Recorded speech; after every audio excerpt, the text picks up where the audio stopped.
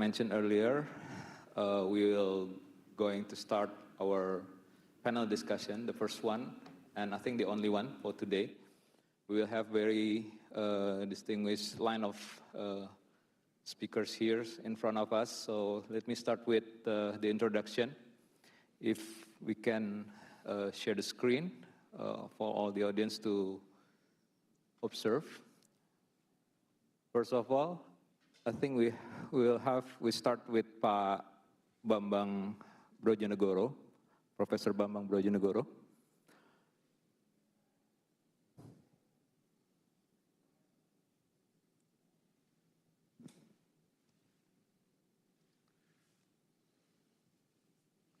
Yeah, thank you. So for us Indonesian, I think he doesn't need more introduction anymore, but for others probably we still need to share with you that he is the lead co-chair of the T20 Indonesia during our presidency in 2022. And he has been, he had a position as a Minister of Research and Technology, Head of Research and Innovation Agency National for Republic of Indonesia from 2019 to 2021, and also the Minister of National Development Plan, or Head of the Bappenas, Republic of Indonesia, 2016 to 2019, and also has one of our Minister of Finance in 2014 to 2016. Currently, he holds many positions as well in different institutions, and we really happy to have him as one of our panel. Next one, we will have Pak Muhammad Wahid Sutopo as the President Director of IIGF, Indonesia Infrastructure Guarantee Fund, or PT Penjaminan Infrastruktur Indonesia. He's been our President Director since 2019. Previously, he is Executive Director in the same institution from 2017 to 2019. He had an earlier position as Director of Strategy and Business Development of PT PGN, or our national gas utility company. And he also held one of the position in PT Pigas Telekomunikasi Nusantara as President Commissioner from 2011 to 2017. Our next panel, the one in my left, Mrs. Joysa Dutra. She is the founder and director for Center of Studies in Regulation Infrastructure, CIRI, in Brazil. She also had been one of the director in Brazilian Electricity Regulatory Agency, member of World Economic Forum, Global Future Council for Future of Energy. I think she holds this until now, yeah, Joysa. And she's been visiting professor in different universities. Our next panel is Nicholas Bucho. Nice meeting you, Nicholas. I think for us in T20 Task Force 8, I think he's one of the prominent figures, yeah, Pak Danang. He's very active for discussion and attending our activities. He's been a co-founder and president in Grand Paris Alliance for Metropolitan Development. And as one of the co-chair in Task Force 8, not only in our presidency in 2022, but earlier from 2019 and 2020. And he also has been a member of Executive Board for IBPC, CIBI, until now from 2019. And becomes a Global Solutions Fellow from 2020 until now. I think for the next speaker, as he has been present as moderator in yesterday's session. We have Pak Raj Kanan as one of the executive director in Deloitte Consulting. He holds previously in many consulting experience. For instance, in task advisory, he's been the founder and managing director from 2007 to 2018, and also after that he holds as a partner before holding as executive director in Deloitte Consulting. I think the last but not the least, our panel is Bu Fauzia Zain, as a senior economist of AREA, Economic Research Institute for ASEAN and East Asia from 2011. Good morning, Bu Fauzia. You also been a member of Deputy Head of Social Humaniora Commission in National Research Council of Indonesia, and also being council member of Gerson Lemon Group up until now. Previously, she was a member of advisory team in Indonesia Finance Minister on fiscal decentralization. Hopefully with this presentation or introduction from our panelists today, I will share first on our objective and especially previously in our topics for discussion today.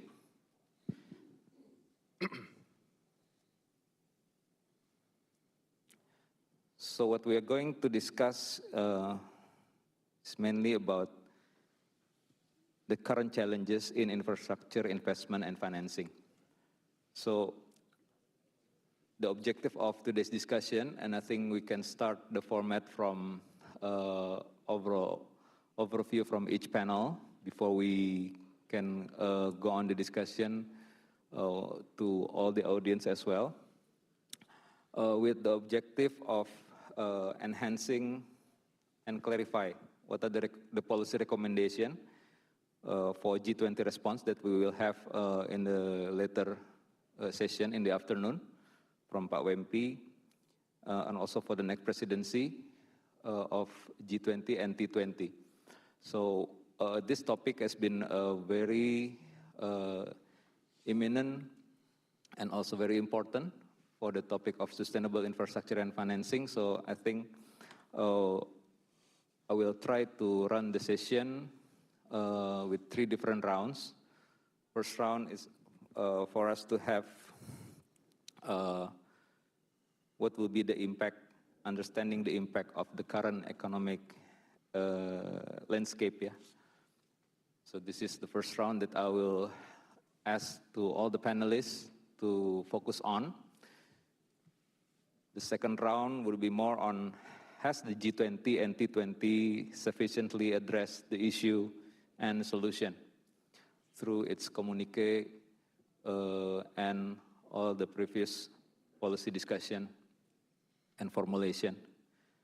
And the third round, the last round, would be what would be the proposed solution in the concrete form and in the view from different perspective of panel and also the audience.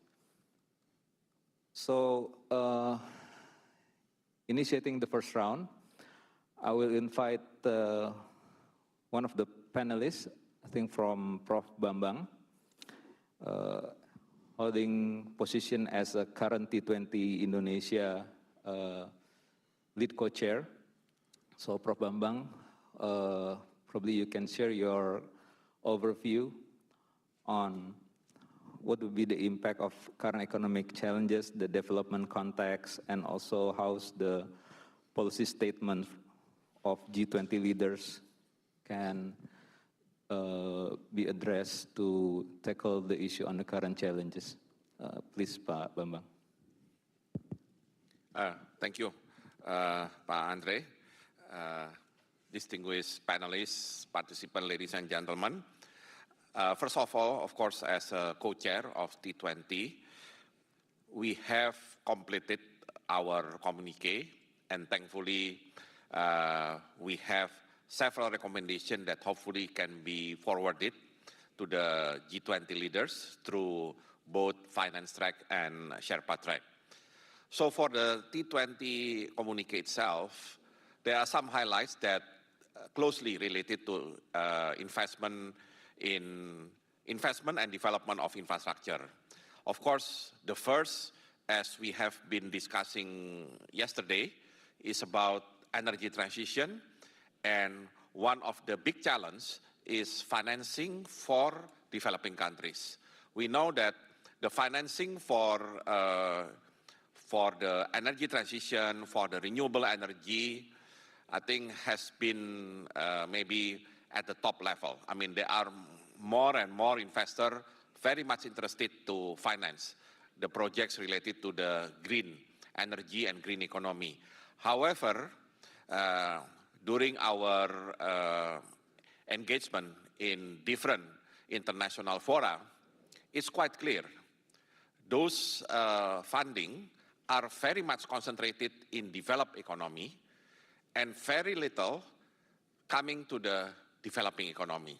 And one of the issue, of course, on the tariff, because again, the issue of purchasing power at developing countries creates kind of burden, you know, when it comes to the potential financing for potential investors. So as a result, the developing economy, despite all their resources in renewable energy, still has difficulty starting to transform from the fossil fuel into the renewable energy. And it happens also in Indonesia. I think our target of achieving more percentage in renewable energy will be very much difficult. Not because we don't have solar panel, we don't have wind, or we don't have biomass, geothermal. We do have it, and it's quite abundant. But the problem is it cannot be translated into the right price. So in the case of energy transition, our principle in T20 is still on energy transition that is sustainable, reliable, and more importantly, affordable. Maybe on the aspect of sustainable, we don't have too much issue. The technology can solve the problem. Reliability, there are some challenges, but still, there is a technology to solve the reliability. But when it comes to the affordability, sometimes technology cannot do much because, again, it has to face the purchasing power of the developing economy. So that's one aspect related to the infrastructure in energy that has been discussed quite a lot in our T20, and combining both the task force led by Prof. Danang and another task force that mostly related to the green economy. And then on the second aspect, of course, we are talking about the digital infrastructure. So it covers the task force on digital and also the task force led by Prof. Danang. On the infrastructure of digital, again, the issue is how to create, how to reduce the digital divide. Of course, the issue of digital divide will be very much different between here in US and in Indonesia. Is there any digital divide in US? Yes. I had a very good discussion with a professor in US talking about digital divide. But the issue of digital divide is not about connectivity here in US. It's more about the level of technological advancement at personal level. So there are someone who already own like Google, you know, Facebook and everything. And there are, of course, many Americans that do not have any clue how to use their cell phone, for example, or how to use the application. So that's kind of digital divide that very much important to be resolved in US. In Indonesia and many developing countries, the issue of digital divide is still more on the last mile connection. For example, we have 74,000 villages today, and I think according to the last estimation, still around more than 10,000 villages in Indonesia not really connected with the internet or broadband connection. So in Indonesia, the issue is more on the infrastructure. How to make sure the infrastructure is available so we can reach everybody, every household in Indonesia. Of course, the challenge in Indonesia, I think, will be very much different with the US. I happen to be the chairman of Telkom Indonesia right now, and I know it's very hard to connect different remote areas and especially remote islands in Indonesia, while they deserve to get the connection because they are still part of the Indonesian. But then to connect with the broadband to the remote islands, of course, it's very costly if we develop, let's say, undersea cable, to connect all the islands. But thankfully, with the technology and hopefully with a better cooperation in G20, Telkom Indonesia now starts using the Starlink, the Elon Musk, one of the Elon Musk baby for telecommunication connectivity. Now, several areas in Indonesia, both remote areas inside the island and remote islands, could be connected with Starlink. Is it expensive? Of course.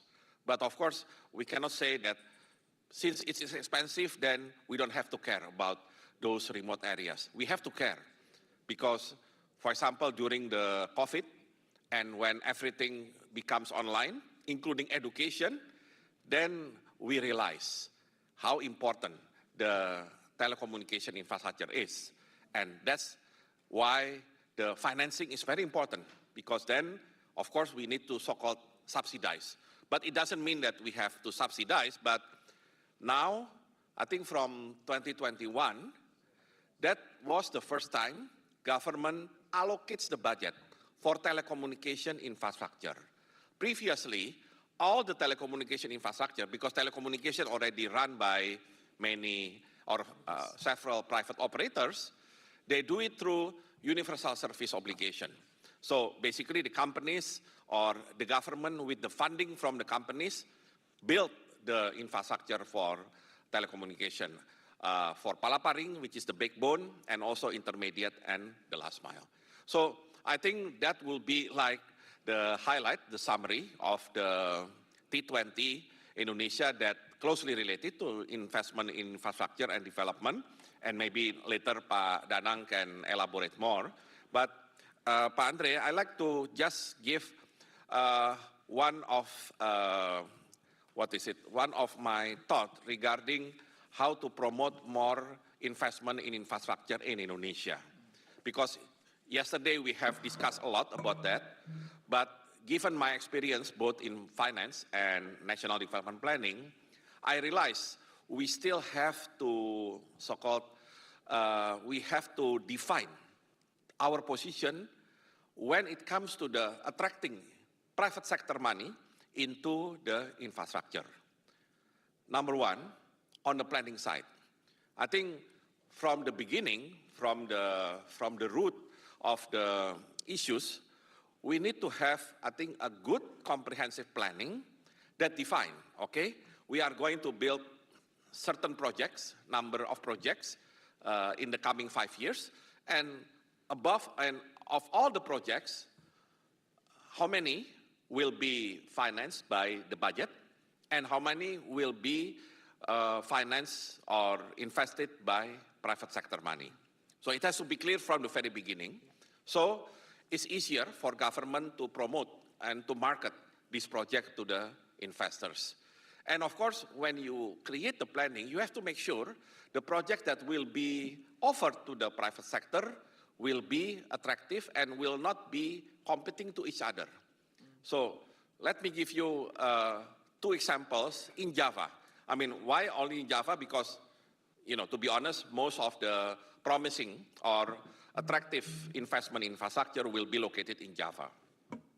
Number one, the issue of the high-speed train between Jakarta and Bandung. Of course, to be honest, it was not part of the 5 years plan at that time, 2014. But we know because there is kind of initiative or support, not only from our new government at that time, but also from China. And Japan at the same time, they're trying to promote high-speed train in Indonesia. Okay, we accept high-speed train will be built between Jakarta and Bandung.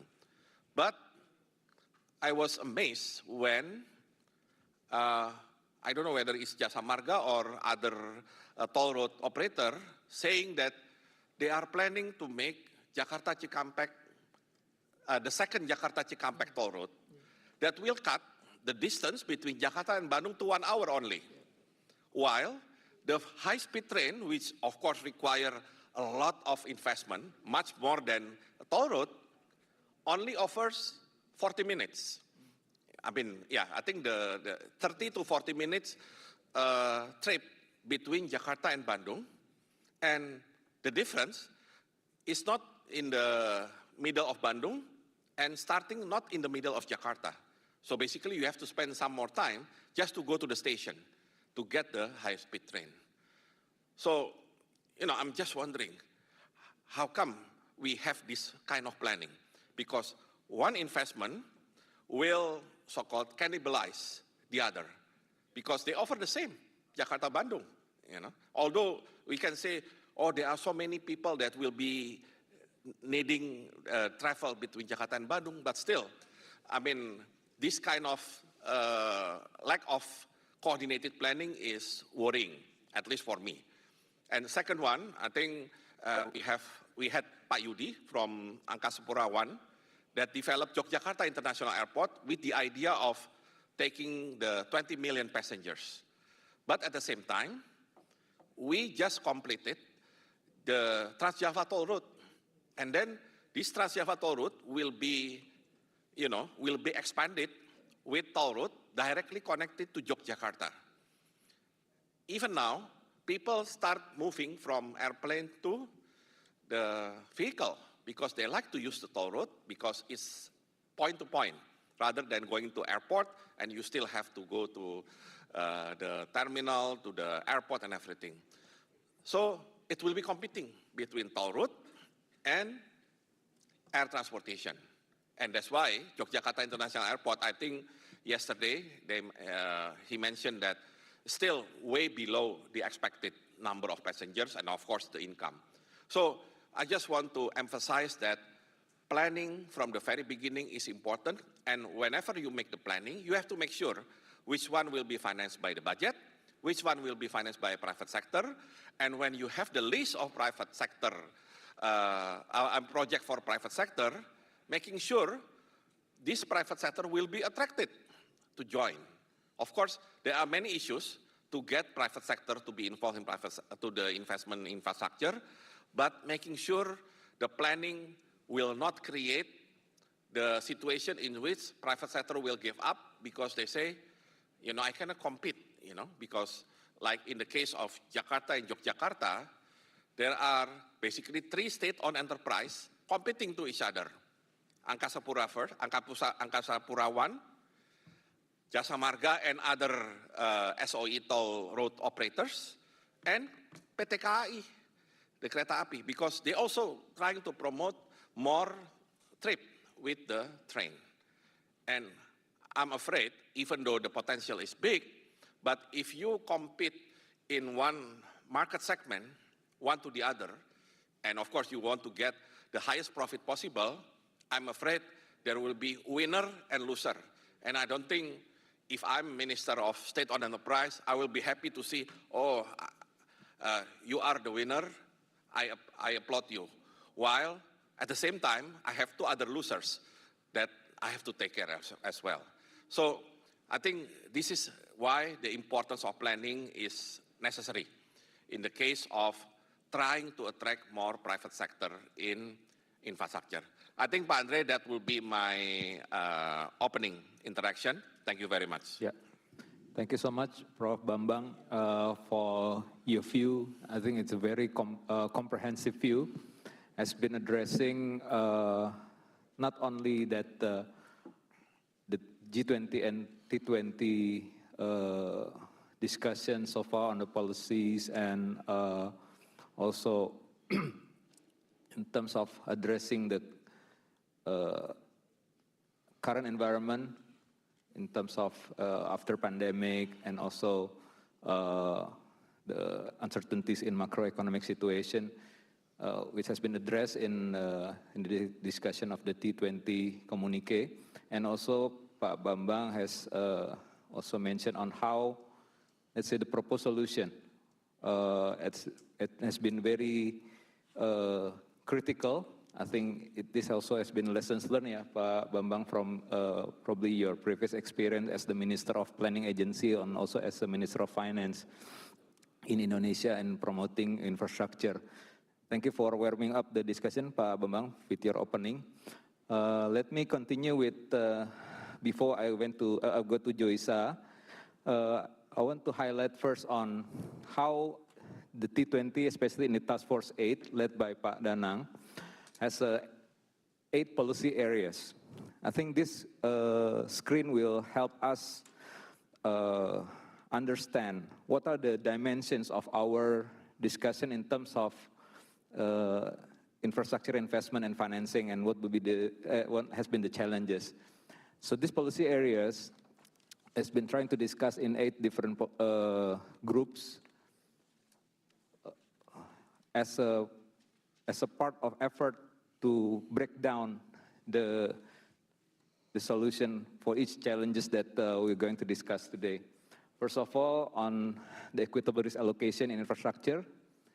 Second, on the governance. I think yesterday we've been noting that, for instance, Pak Rida, mentioning about how the importance of governance before we can start with the project structure and also heading to financing and investment. And also the third will be safeguard policy for infrastructure development. Fourth, on the national strategy and role of sovereign wealth fund and also international investment. Number 5, promoting innovation and digital transformation. This has been also touched by Pak Bambang just now. Number 6, on probably later on we can further discuss on the issue related to the financing in local and social infrastructure, regulatory reform, and future direction of PPP. As Pak Bambang also mentioned just now that PPP is one of the way for especially Indonesia or many developing economies to tackle the issue of infrastructure gap and its funding gap. And lastly, on the meeting infrastructure challenges for more urban facilities context. So this list has provided us how the dimension of the issues on infrastructure financing addressed in the Task Force 8 T20. Sorry, thank you, Joysa. And for the next one, I'm going to ask Joysa on a similar context that I'm asking to Pak Bambang, but probably you can also share with us how that this issue has been discussed earlier in earlier presidency of G20 and also in the T20, and what will be the future direction for this discussion. Please, Joysa. Thank you, Andre. I'd like to start by thanking you, the organization and the invitation for to take part of such an enlightening debate. I had the pleasure to collaborate with the people in Task Force 8 that discusses investments in infrastructure. I was introduced to the platform last year, in which I had the opportunity to interact with Nicola in the G20 Italy.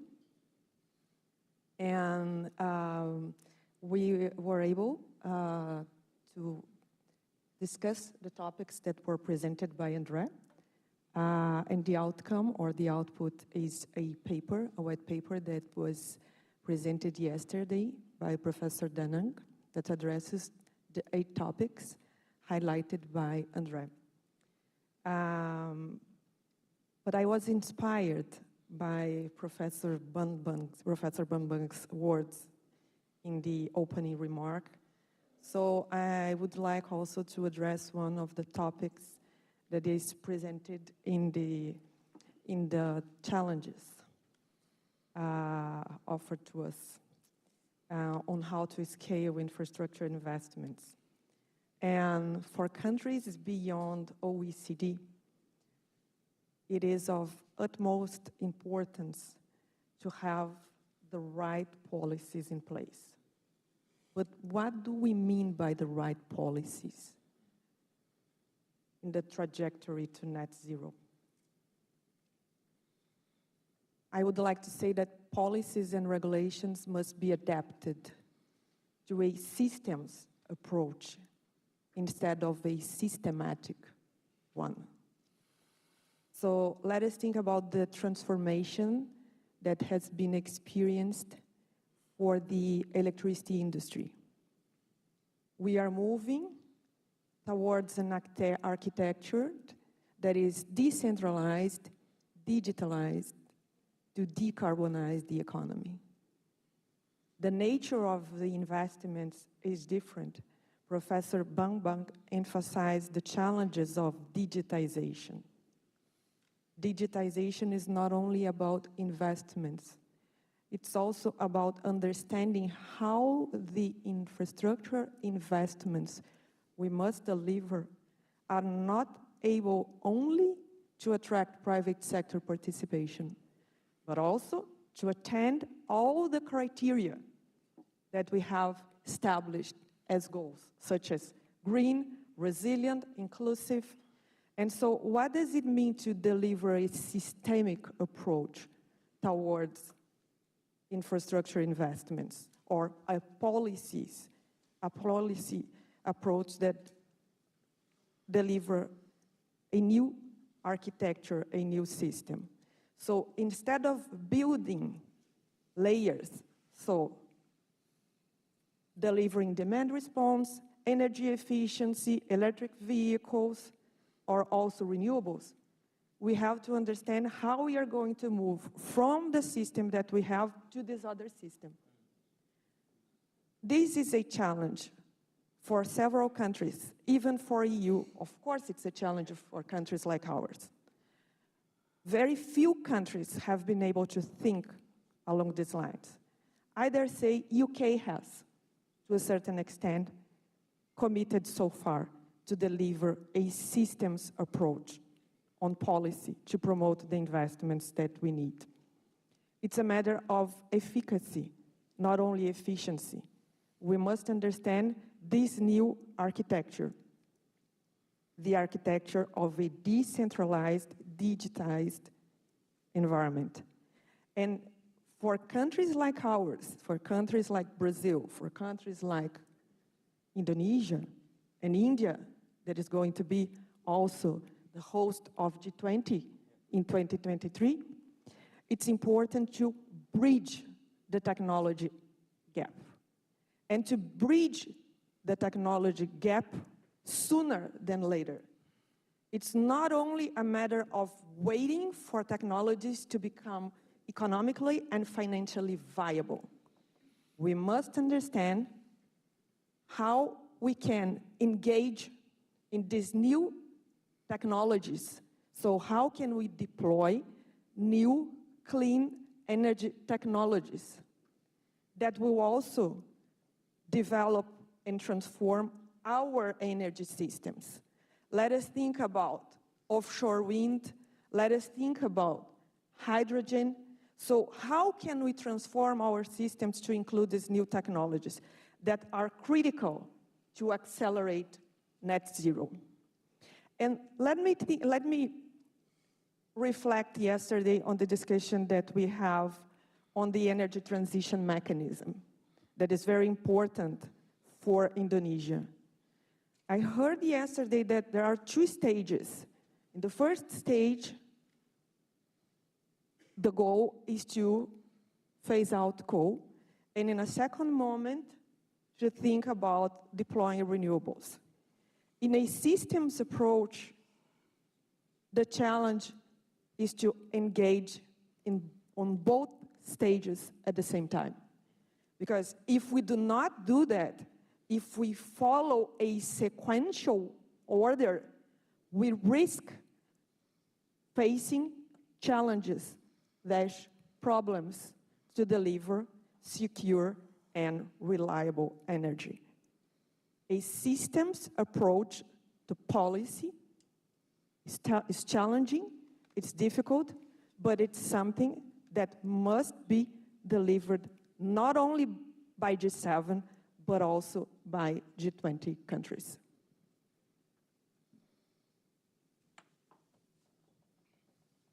Thanks, Joyce. I think we are getting warmer with new additional points on how we, let's say, address the issues of, let's say, current challenges for infrastructure investment that started by Prof. Bambang on having a good planning, and then you mentioned about how we can review or reform the policy regulations, and then how we should, let's say, consider to transform with the new system, new architecture that has probably address certain issues like climate change and also inclusivity, resilient infrastructure, and how the developing economy should tackle this, and doing this in parallel on working out on the solution on the current challenges as well. So this is quite a comprehensive view from you. Thank you, Joyce. And let me continue with Nicola, and after this I will ask Raj as well on, let's say, how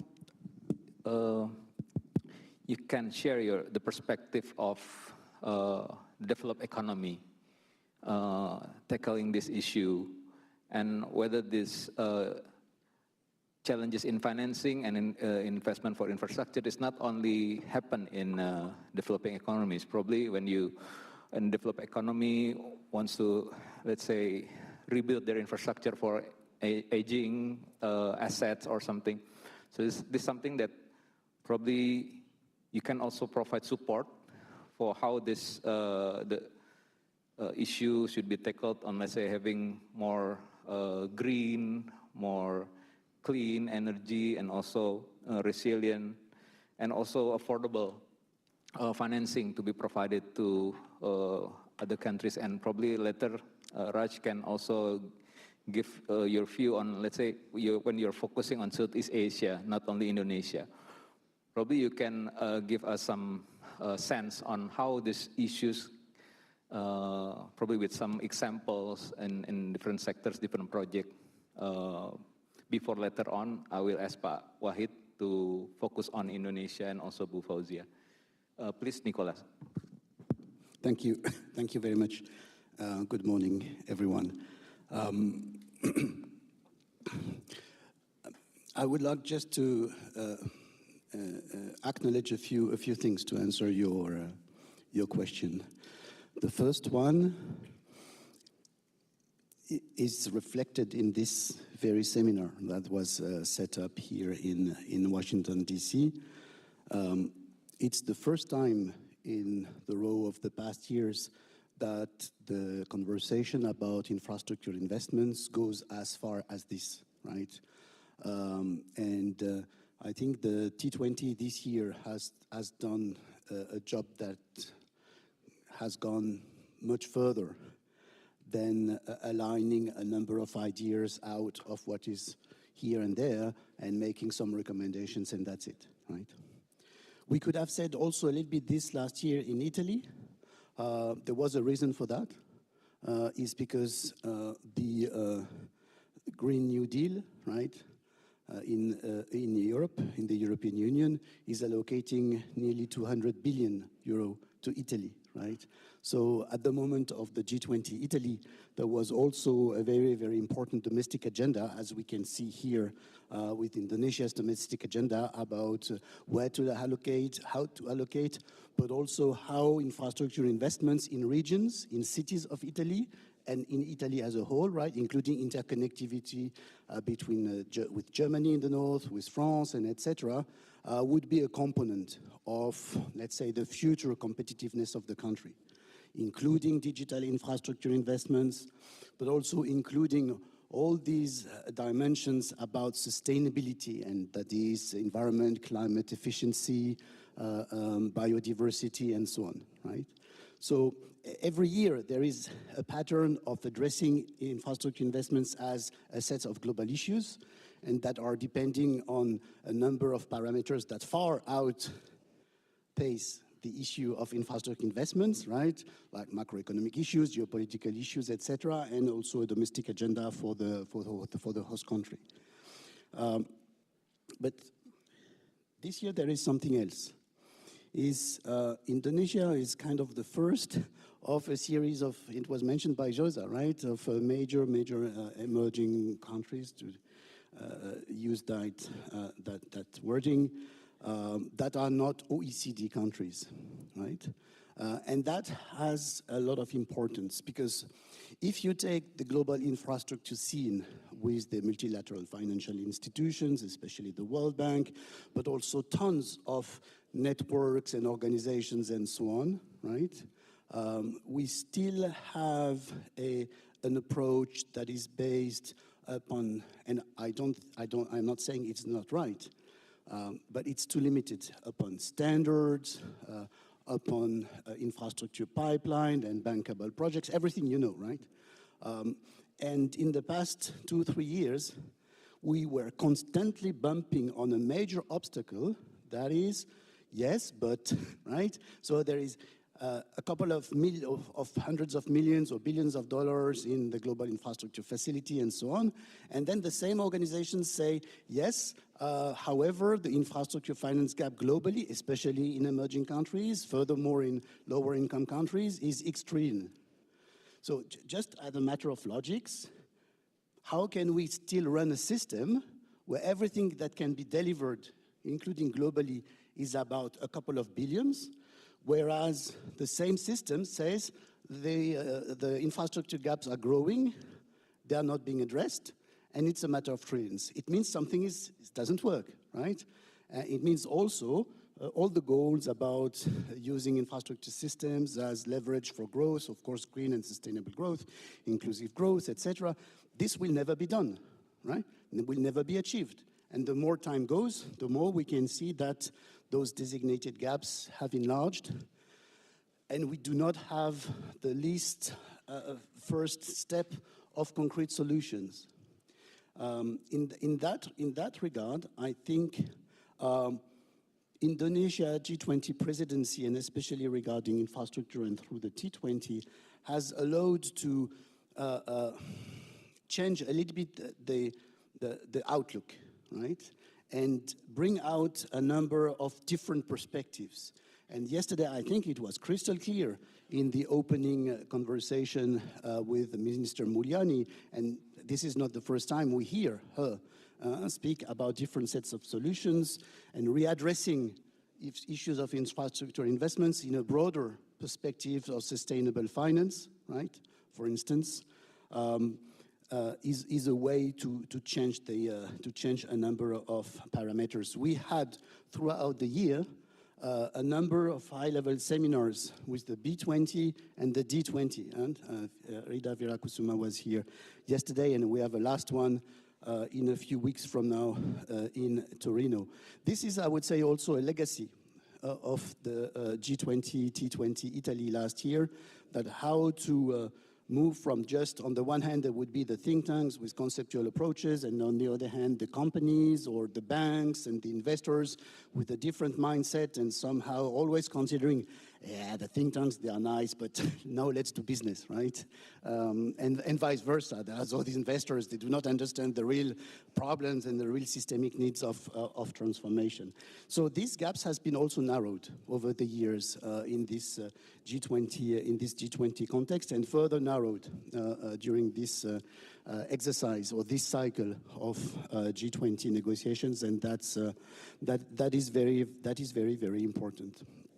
The last couple of comments, if you allow me, in this opening of our session today, would be about some key messages of the G20/T20 Indonesia regarding infrastructure investments. I think in this moment, we are a little bit more than 1 month ahead of the G20 summit. It is the right time also to prepare the handover of the conclusions of this cycle, G20, T20, to our colleagues in India. The fact that next year will be India chairing the G20, then Brazil, as it is currently agreed, then South Africa. This IPSA format, right, in international negotiations. And also regarding both the population, the demographic trends, the growth patterns, in these countries, we can see that some intuitions and some ways that you can find here in the task force policy note, right, that have been fostered throughout the year, probably should be and could be continued. So what I'm saying here is about this G20, T20 is not just about 1, 2, 3, some technical components. Of course, that also matters. But it is about, we are, I think, that close to successfully engage a new longer-term cycle of infrastructure investment approaches.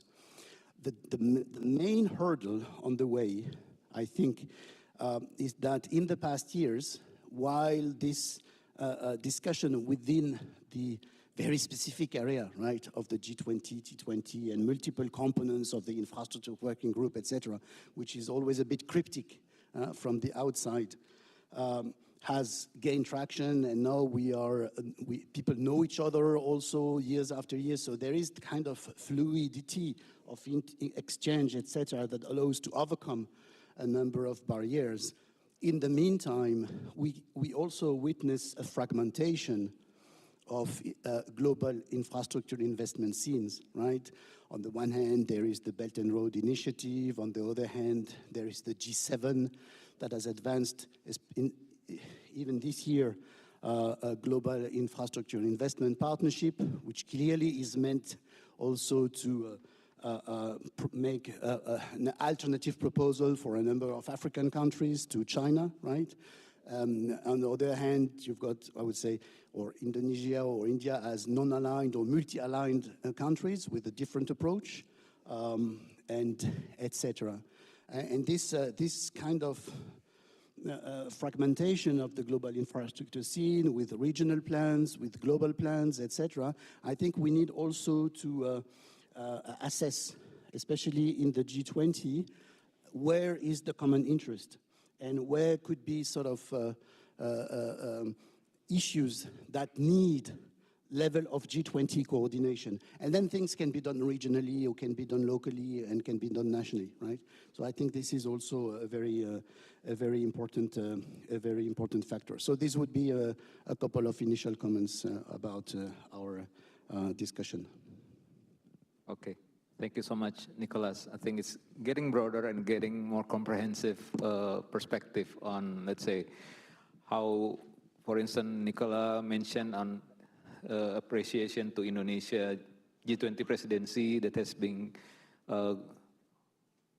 going up further to endorse the infrastructure investment issues in more concrete discussion, including what we are doing today.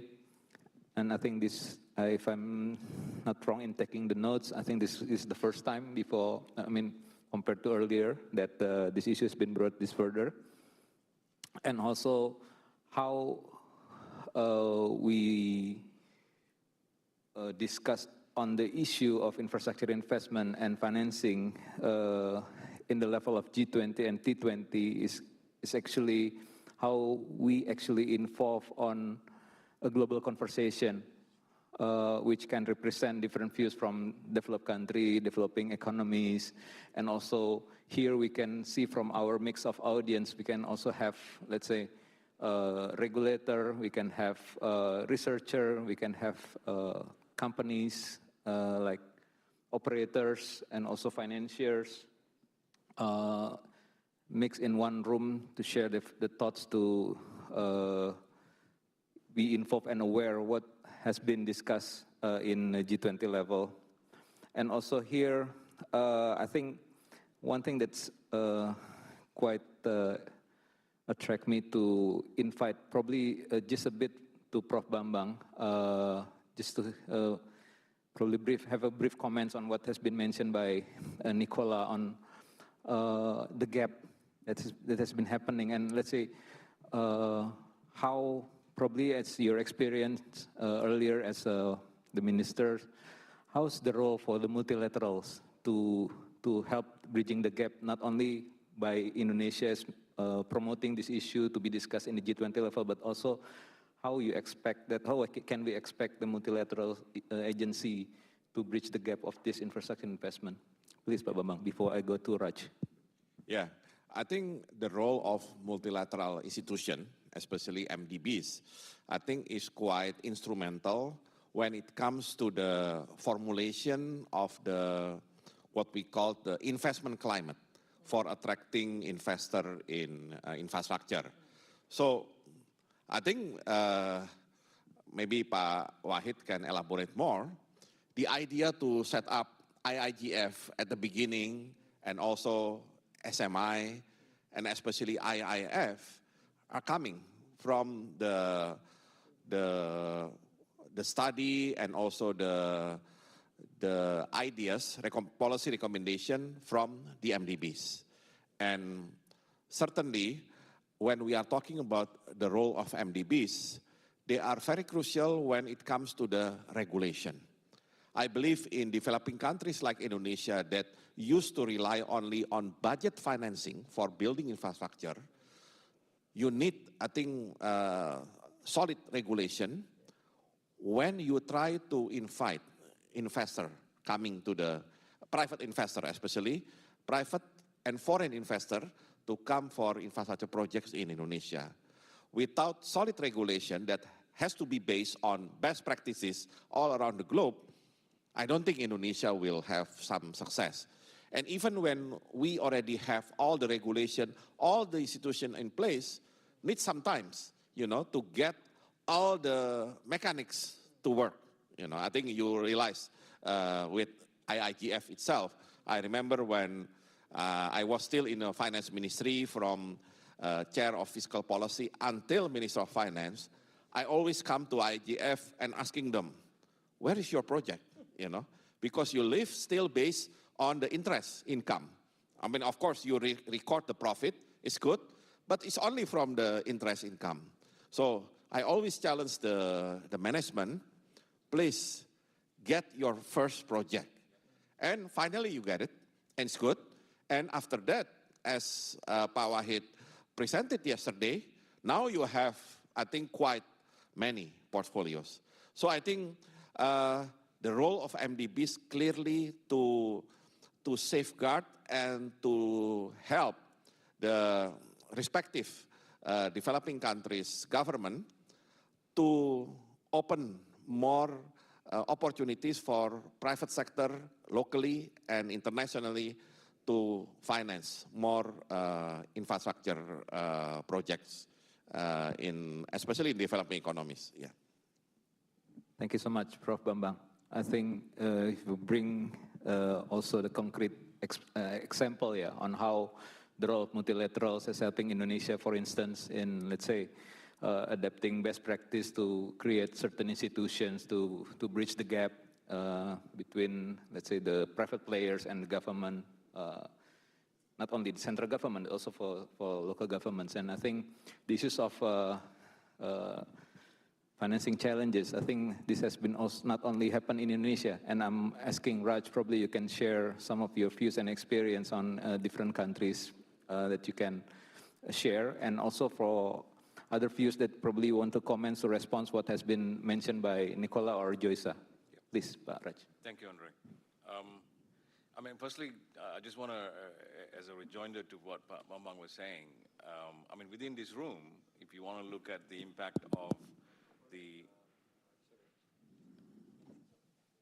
if you want to have a look at the impact of the multilaterals have had in contributing to the economic development of the country is, of course, Danang himself, who is the head of BPJT. BPJT was an institution that was developed with a World Bank funding, and I happened to be in the right place, right time. I was the team leader for a large program called PPITA, which created separate regulators for the toll road sector, as well as we attempted for the water sector. And also during the same time, we established the risk management unit within the Ministry of Finance, etc. So these were, so in terms of the learning and the contribution from the multilaterals I mean, from Indonesia's perspective, it's very distinct and very beneficial. And of course, as Pak Bambang was saying, IIF is another classic example. And again, I was in the right place, right time. We were hired by IFC and DEG to establish IIF, which was modeled after IDFC of India, which at the same shareholder structure, which is a series of multilaterals and bilaterals with the Ministry of Finance of India, similar to what IIF is today. But I mean, IDFC is today is a $15 billion bank, right? And my aspiration for IIF is eventually we will get there, as you know, they are the catalyzer for infrastructure investment in the country. And I mean, the beauty of Indonesia is we have two. We have SMI and IIF, whereas in India there was just the IDFC, right? And in fact, every CEO in the early stages, from Pak Taswin to Pak Tiko, spent about a week in India just to understand what IDFC was doing, right? And just adding on to that, the other institution that we've had by virtue of the support of, in this case, a bilateral agency, JICA, was KPPIP. Now, KPPIP is modeled after Infrastructure Australia. Learning from, I think the exam question that was put to us as the consultants by, this was towards the end of Pak Hatta Rajasa's time, who was the Coordinating Minister of Economic Affairs in the second term of President Yudhoyono, was to find a successful model that enable delivery of infrastructure. We looked at a number of countries who had successfully implemented infrastructure.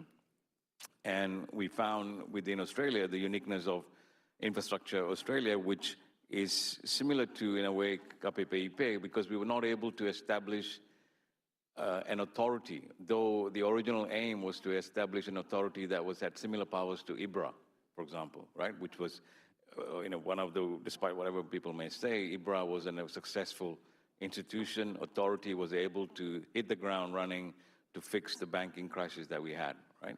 So post the RPJMN 2015 to 2019, one of the conclusion the RPJMN made was that Indonesia was in an infrastructure crisis. Therefore, we needed to take actions that is similar to IBRA, for example, which is having an institution to be able to coordinate the delivery of infrastructure. And KPPIP, during the 5 years of their actual term, where they were fully funded by APBN, they achieved $80 billion in completed projects and $190 billion in construction. Now, you may have seen in the papers, you know, some political parties claiming the only thing President Jokowi did was cut ribbon, which is far from the truth, right? Because despite the fact that, you know, we've had 10 years of previous administration, with respect to delivery of infrastructure, nothing much happened. I mean, if you take toll road as an example, for the first 10 years of prior to the current administration, only 88 kilometers of toll roads was built. In the first 5 years of the current administration, 1,100 kilometers of toll roads was built. We just take one example, right? So the impact of having institutions that are geared towards achieving delivery and achieving traction is massive, right? So therefore, the contributions like BBPJT has made, or IIF has made, and IIGF has made, is quite tangible in terms of achieving the traction. Now, coming back to your earlier question, Andre, in terms of how does the developed countries have built their crumbling infrastructure, right? Australia is a classic example. They've had ports that were literally falling apart. They had airports that were really aging. One of the key differences that we saw in these countries is recognition that what is a strategic asset where the government needs to be in control. They decided airports are no longer strategic assets as it was, say, in the 50s and 60s. Because of the fear of wars, most countries said, I need to control airports exclusively. The moment they decided that these are no longer strategic assets, in the early stages, of course, they privatize and they learn from the privatization that effectively they just went from a government monopoly to a private sector monopoly, which was not the right thing from the perception of the public. So the government, therefore, then, particularly in Australia, in UK, in Canada especially, they looked at the options of asset recycling. You may recall, together with the KPPIP and World Economic Forum, there was a working committee centered around Indonesia to create an asset recycling policy platform for most of the countries where World Economic Forum is active. And one of the outcomes of that is to effectively learn on some of the successes of asset recycling. Let me give you one example. The port of Melbourne, which is a very old port, it was, the government decided that they will not sell the port, therefore there's not privatizing the port, but they will award a concession to the private sector on a 50-year concession basis. And based on the analysis by the consultants, they expected an upfront payment from the private sector of $5 billion. The federal government then said, if a state government, which owns the Melbourne port, is able to transfer this particular asset to a concession to the private sector, they will then provide additional funding to the state at 50% of the value that they have received from the private sector as an incentive. So basically, they were incentivizing the Melbourne port, which was a state-owned company owned by the government of Victoria, saying, if you concession your services to the private sector, and whatever the private sector pays you up front, I will give you 50% more.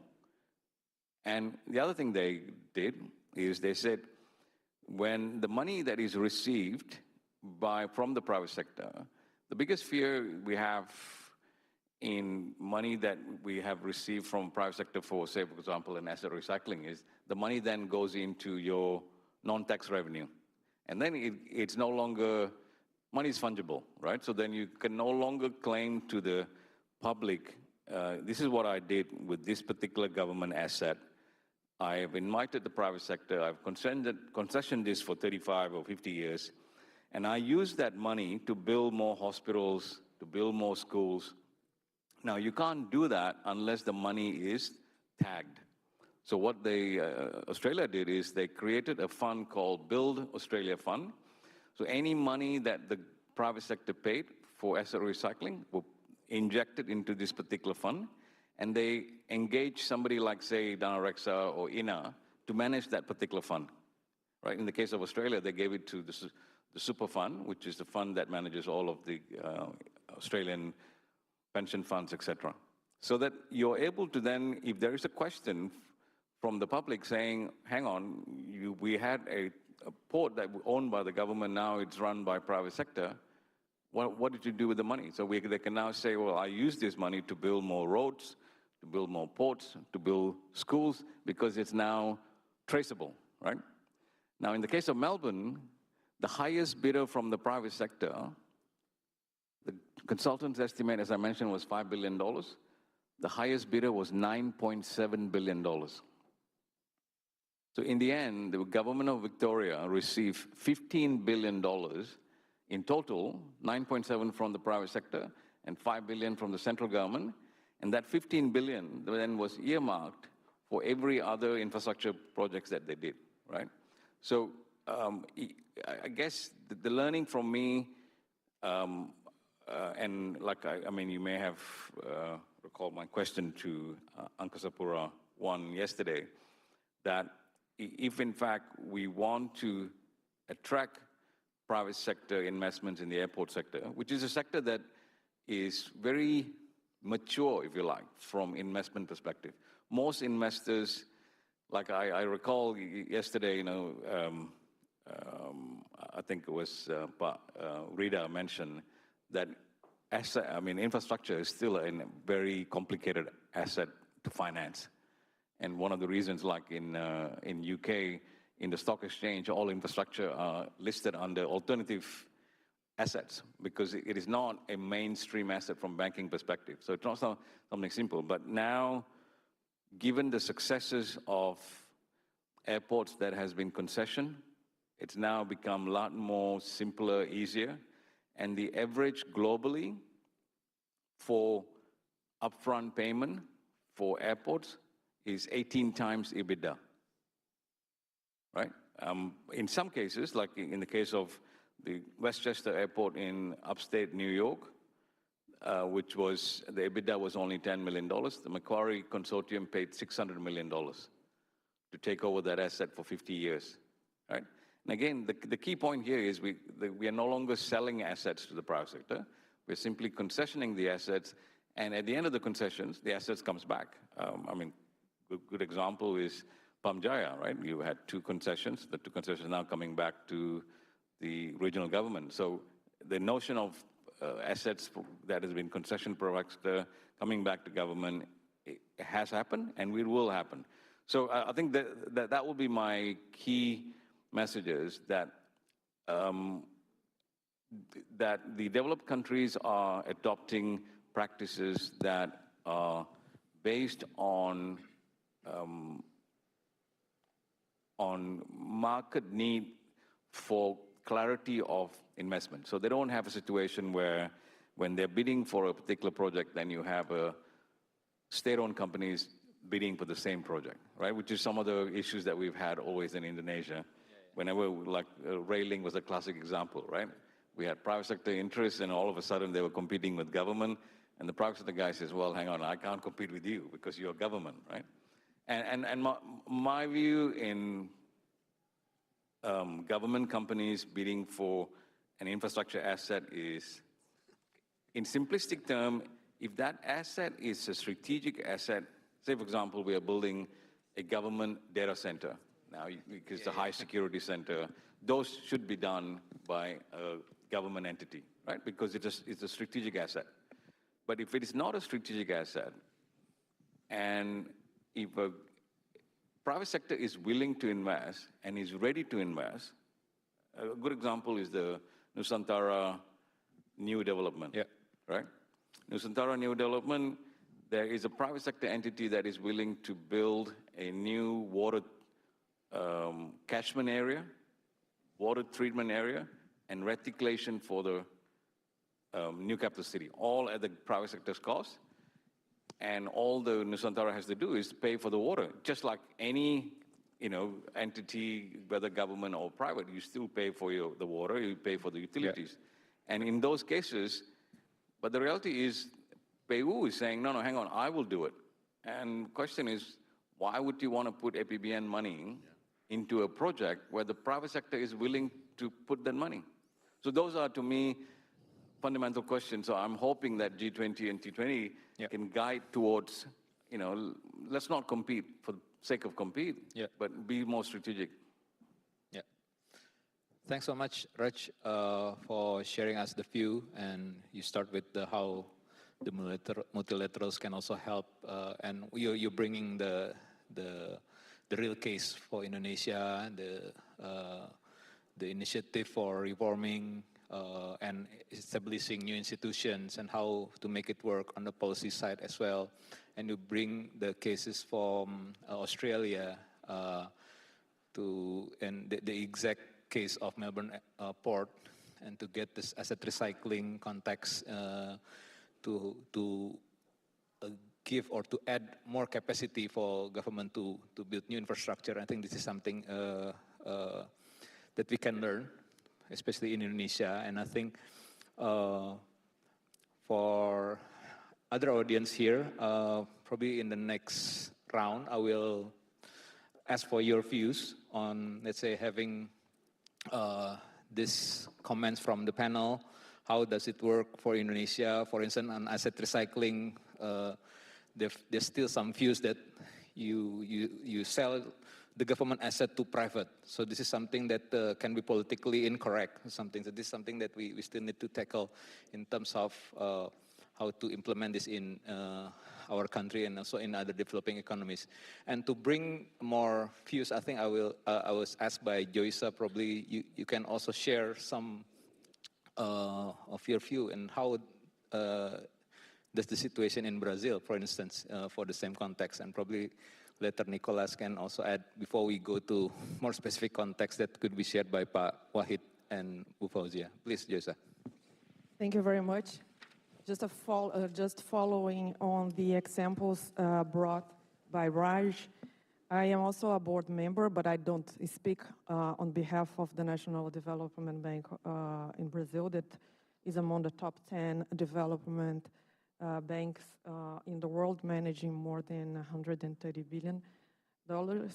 So Brazil also has made extensive use of concessions to promote investments in the infrastructure over the last 30 years, changing priorities.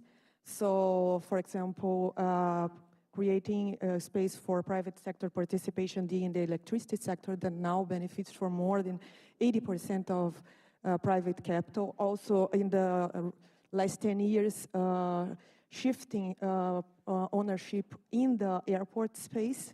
Yes, more than 20 airports have been awarded, attracting significant investments in infrastructure. But this bank has been the main financier of infrastructure in the country. And what has it done in the last 10 years, or maybe since 2016, 2018? It's revisiting its strategy. So this is an example of an institution that can be repurposed to deliver sustainability along the lines of the ESG agenda. And so this is an example of how DFIs can seize the opportunity to reinvent themselves and to become tools for sustainability. And what is the action plan in the last 3 years? Firstly, recycling capital. So not only sectors that are already matured, that already developed a proper regulatory framework to attract private capital, but also divesting assets from companies through well-structured transactions. Shifting from traditional infrastructure to health, to education. So also working in the Amazon to, for example, to develop and invest in clean energy technologies at scale. Also, it's launched a project preparation facility. It's the projects factory that has in its portfolio 160 projects that are able to mobilize investments of over $60 billion. $60 billion. Yes, and also to experiment with carbon trading, with innovative guarantees and blended finance mechanisms. So this illustrates that changing strategies towards sustainability is a goal achievable to emerging countries, and it can help mobilize capital and accelerate net zero goals. So, thank you. That's very interesting on how Brazil can shift to net zero policy, to gain more financing and to be able to support more projects. I think in terms of the project preparation and so on, I think, and you mentioned a large number of projects that can be facilitated. I think this is something that we can also learn for Indonesia. Nicola, you want to say something on this before I go to Pak Wahid? Yes, thank you. Just when we created our think tank on infrastructure investments over a decade ago in Paris, right? It was in a very specific situation where the national government decided to massively reinvest to unlock the development of the capital region, right? And there was then a complex process, but this led to a bill of about 40 billion euros to shape a new metro system as the backbone of, let's say, the future development of the capital region for the next 20, 30 years, right? And this was backed by a sovereign debt and guarantee, yeah. And something that a number of parties felt was that to achieve such a project beyond the civil engineering itself, right, and bring to maximum spillover, the quality of the discussion, public, private, but also with the civil society at large, was absolutely critical, right? So it's not just private sector or private capital or private money, and everything should be made so that private money can flow in, right? That's not the right model, but it's about maximizing the socio-economic spillover effects. And I think that Bang Bang at the beginning has also mentioned something about affordability of the projects and of the processes. And that's also another critical issue, because what is the point of building ever more sophisticated infrastructure projects, including digital broadband, etc., if half or 2/3 of 70% of the population cannot get access to it, right? So what is the point of investing large amounts of money if the society at large cannot respond? And you cannot just, on a snap, decide that, it's the problem is the people, as always, right? Then you need not just capacity building, but you need to reinforce social and human capital, etc. And this was probably kind of a blind spot in global talks about infrastructure investments in the past decade, right? So not related to our modest experience, but what we did is really believing in then how can we overcome this gap, right? Yeah. Then this goes directly into this conversation, because the situation in that regard in Paris or in London or in wherever, right? And in Indonesia or in India or in this or this region is not that different at this moment. Of course, there are some socio-economic parameters that are not the same, etc. But the situation as per how do you maximize the socio-economic impact of any given infrastructure system? The questions are exactly the same, right? The questions are exactly the same. In that regard, the pandemic has been a profound game changer, with everything linked with the recovery and with addressing the society and the health approach. And Joyza was mentioning that also the social infrastructure part of that, right?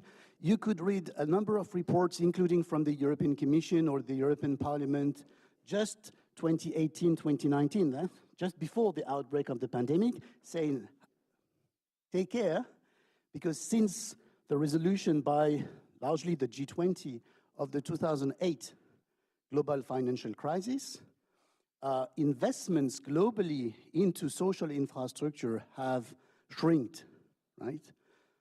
And if you do not interlink the issue of infrastructure, pipelines, and so on, this whole system, right, with the MDBs, with the different actors and stakeholders, with the private funds, on the one hand, and on the other hand, these societal perspectives, you cannot address a number of existing transitions, including socio-economic and demographic transitions, especially in so-called emerging countries, or furthermore in lower-income countries, especially throughout Africa. And I'm a bit worried that because now there is such pressure, geopolitical pressure of another dimension, that some outcomes, if I may say so, or lessons learned from the pandemic might be forgotten in positioning social and socio-economic spillover effects of infrastructure investments at the center and at the core. And the last comment I would just like to add, and this is well expressed in the 10 messages from the Task Force Infrastructure Policy Note about messages for India G20 presidency in 23, is this urban dimension. So if you give me just 30 seconds, about this urban dimension, two things. The first one is about how to interlink the discussion about infrastructure investments and sustainable infrastructure investments and sustainable finance, which are really global and macro, right? And this urban dimension, which is generally or too often considered as belonging to local governments and sorts of secondary sets of issues. I don't think this is true.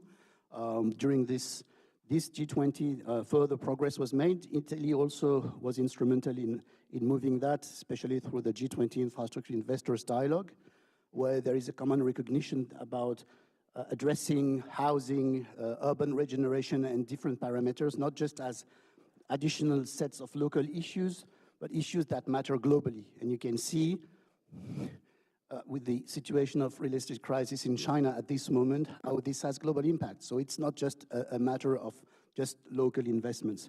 And the second point, also related to urban, and related to my previous point about the resolution of the 2008 crisis and then the last decade before the pandemic, we have all lived with this mindset and vision of ever-growing urban systems, like with super nice CBDs and more infrastructure and more integrated, like the core of Tokyo everywhere, right? A little bit. And without understanding that this very approach, not correlated to immediate but also global footprint through supply chains and a number of factors, was absolutely detrimental to the environment. So it is not about putting a green rooftop, right, on a building. It's really about understanding the systems and the interaction of systems. And in that regard, if we do continue with the trend of urban investments and this vision of urban development, including massive investment into designated urban infrastructure, as per before the pandemic or as per the last decade, we are doomed. This will not work.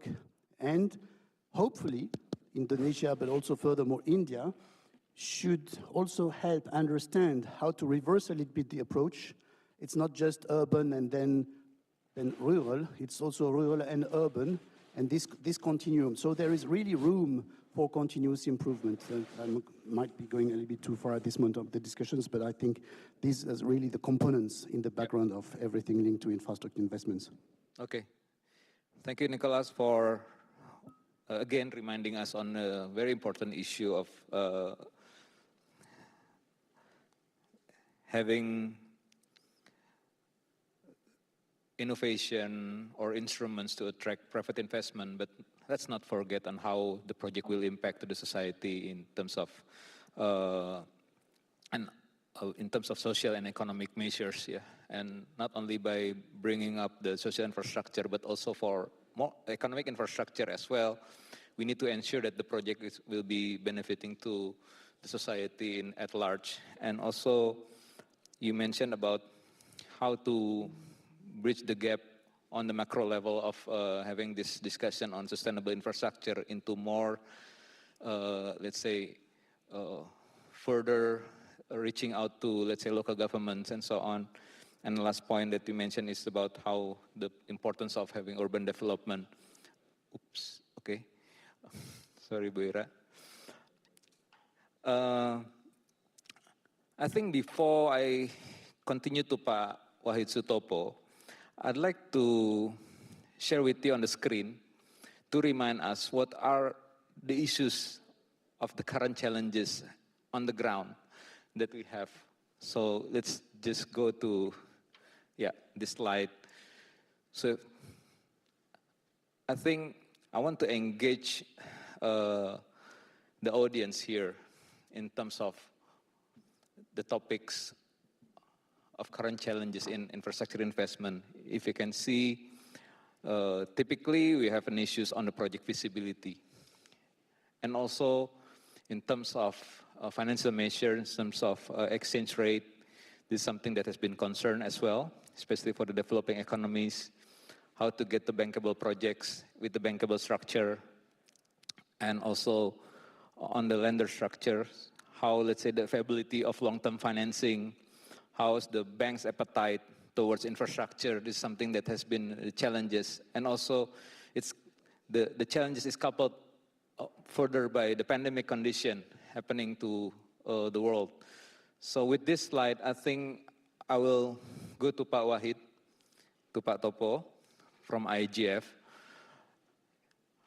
In our in Indonesia case, and hopefully on how Indonesia at large, because we are representing the government as well, Pak, from the PPP Joint Office, Republic of Indonesia, and also with our SMV colleague here, the Strategic Mission Vehicle. We have SMI, we have IIF, and also here I really noticed that we have the regulator as well, Pak Danang with his different hat. He's also the toll road authority. And here we have also our colleagues from the state-owned enterprise that's really actively involved in infrastructure development, from Angkasa Pura for the airport projects, and also Jasa Marga with the toll road projects. And also with our friends from universities that has been involved as well on observing and probably doing some studies on infrastructure. And also, I have also the private colleague from Astra Infrastructure, who has also been active in Indonesian market. So, Pak Topo, can you share with us here, what are the contexts that we are discussing on the T20 level, and also the G20 has been also happening to our projects in Indonesia, and how you can lead us to what are the proposed solutions for those challenges? Please, Pak Topo. Thank you, Pak Andre. And first of all, I would like to first thanks and congratulate T20 under the leadership of co-chairs Pak Professor Bambang, that has produced excellent work, excellent outcome, and also the Task Force 8 under the leadership of Professor Danang and the co-chairs for the excellent outcome as well. They're very pleased to be able to support the activity. I think few comments that I would like to raise in this discussion.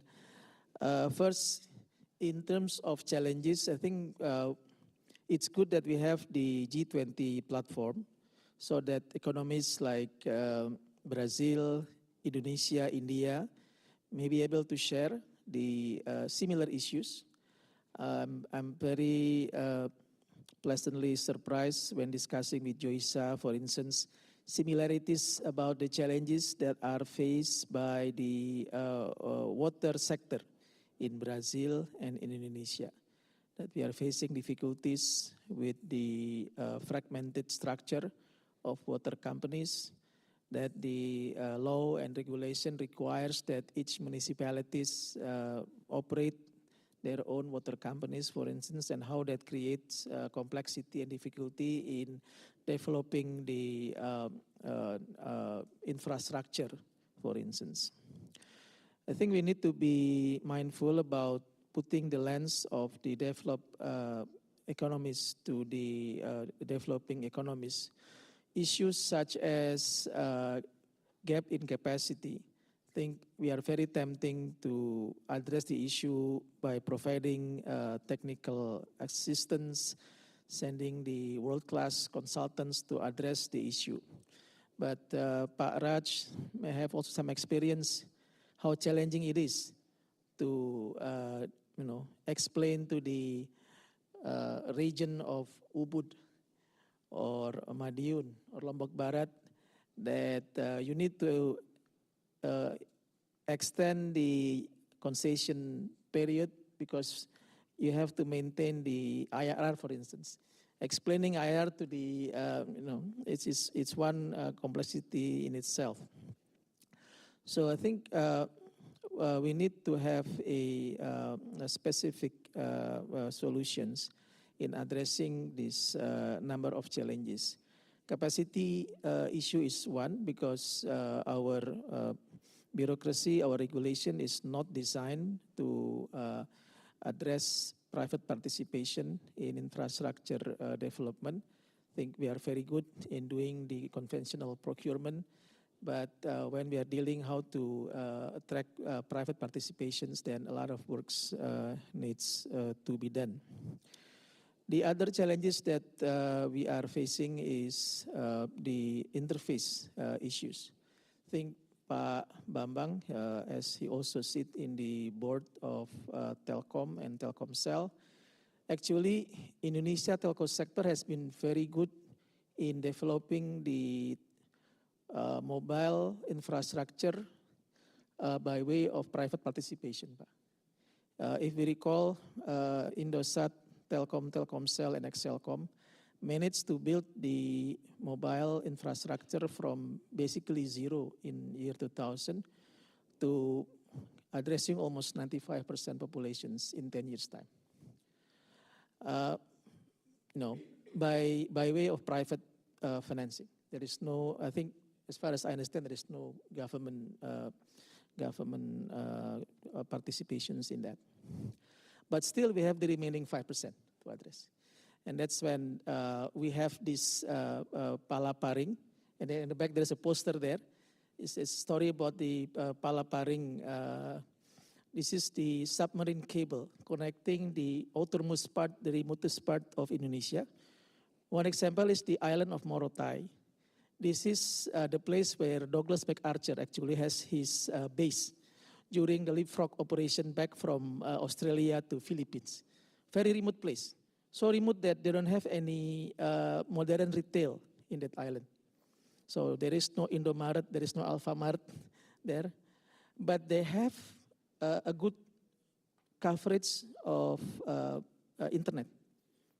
So this is a, what do you call it, a cooperations between the public sector that providing the submarine cable access and the private sector, the like of Telkomsel, who provide the base station so that the population there can enjoy access to the 4G network in that island.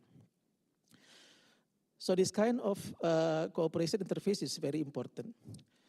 And interestingly also the public side, when they are providing the submarine cable, they do it through a PPP structure.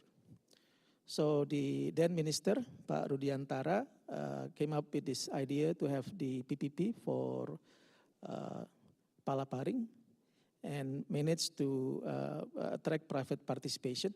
But he took the effort to convince the financial sector, the bankers, to provide the financing. And that's, he also pitched about the IIGF guarantee, actually, Pak Prof. Bambang. He manages to convince the bank that this is a structure prepared by the government to help the financing of the structure. But the outcome is quite interesting. So remote places like Morotai can now enjoy the coverage, the broadband, the 4G network. But then, of course, the next question is what to do with this broadband network.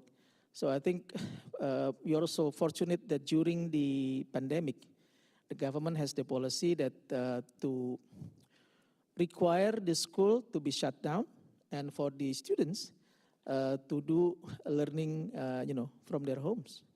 So having access to internet is very important and very helpful. Different content developers, I think one of the most prominent is Ruang Guru, a startup who provide the educational content, for instance, but also the government provide the, the content that can be accessed through this online platform. So what I'm trying to say is that this interfacing between public, private financing, even the, innovative financing like the startup is combined to provide the the service, the infrastructure required by the population.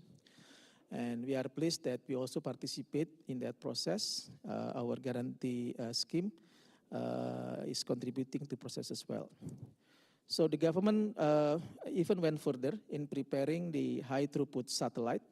This is one of the highest capacity satellite, 150 gigabyte satellite that will provide broadband coverage throughout the nations.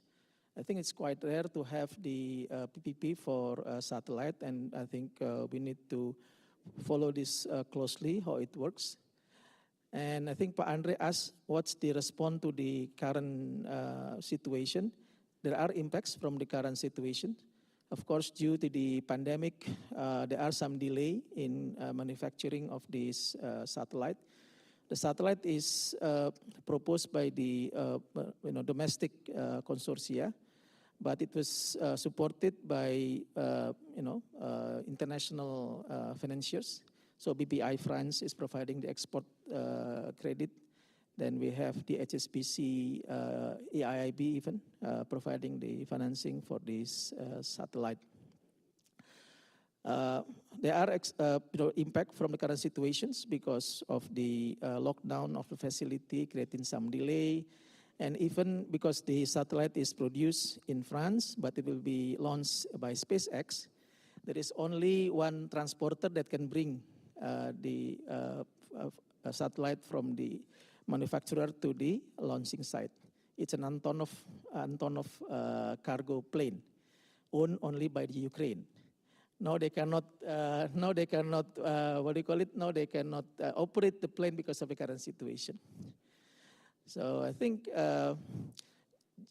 just some example how the current situation affect the development of infrastructure and how the government responds to that. Generally, IGF provide what's so-called the political risk guarantee. But under current situation, interpretation of that is also quite challenging. We had discussions with Pak Danang, for instance, when the government do the shutdown, lockdown, is it a political risk covered under our, because the shutdown is not discriminatory or by intention, but it was driven by the pandemic situation.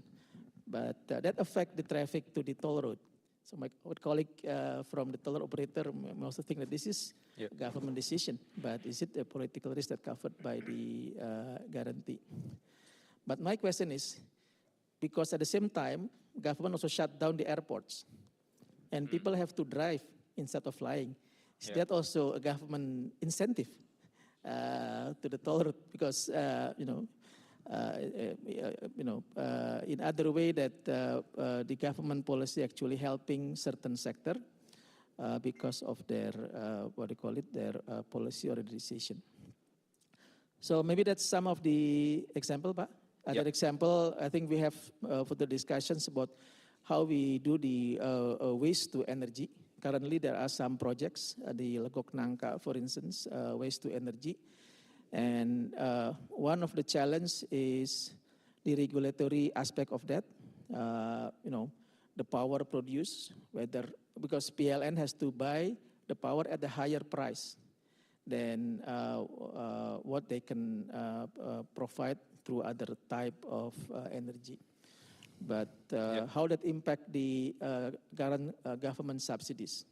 Government has already experience some burden from the subsidy for power, for instance. Are we going to also provide additional burden subsidies because PLN has to offtake this power produced by the waste to energy, for instance. On the other hand, the project itself may require the municipalities also to offtake certain tipping fee to process the waste. And they may also need some subsidies to afford the tipping fee, for instance. So this kind of situation, maybe we will need further thought.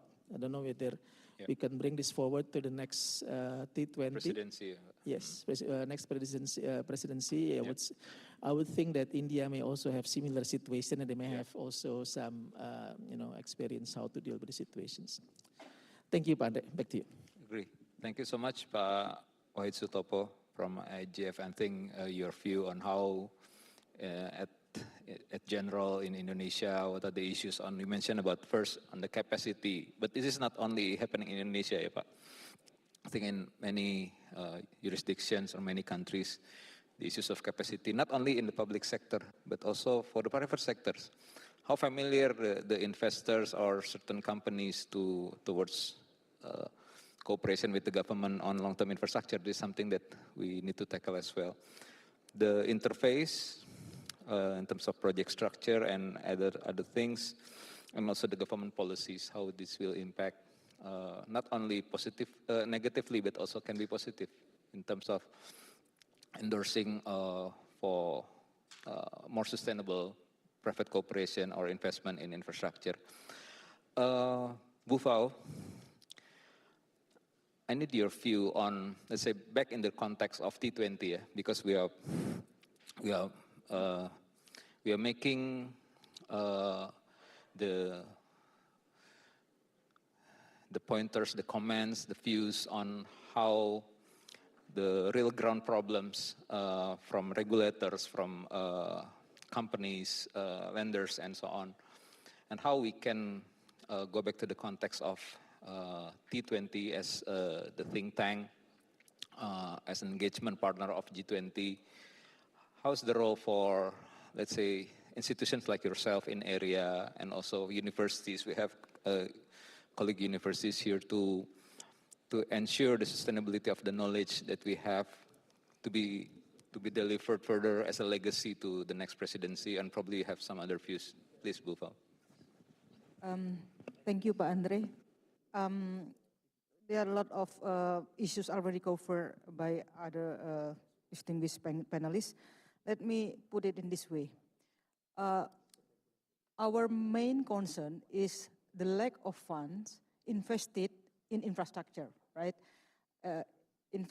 Especially green infrastructures. So then it is said that governments do not have enough fund, and it's true, but I get back to it later on.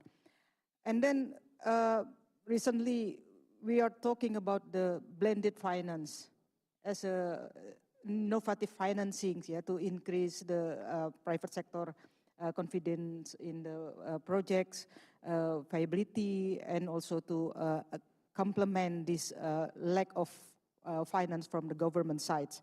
So let's see this blended finance, because it is still the progress of the blended finance investment is still under of our expectation. So we're still complaining about the lack of investment for the infrastructures, right? So the major player in this blended finance, there are three, right? Yeah, first, private finance, of course, and second, the governments, yeah, and the third one is, let's say that non-commercial loans, yeah, sourced from the MDBs, MLAs, philanthropics, etc. So these three major players, yeah, interact. Yeah, let's analog it as an ecosystems of the infrastructure finance, right? So they are some enablers to support this and interact with these three main players.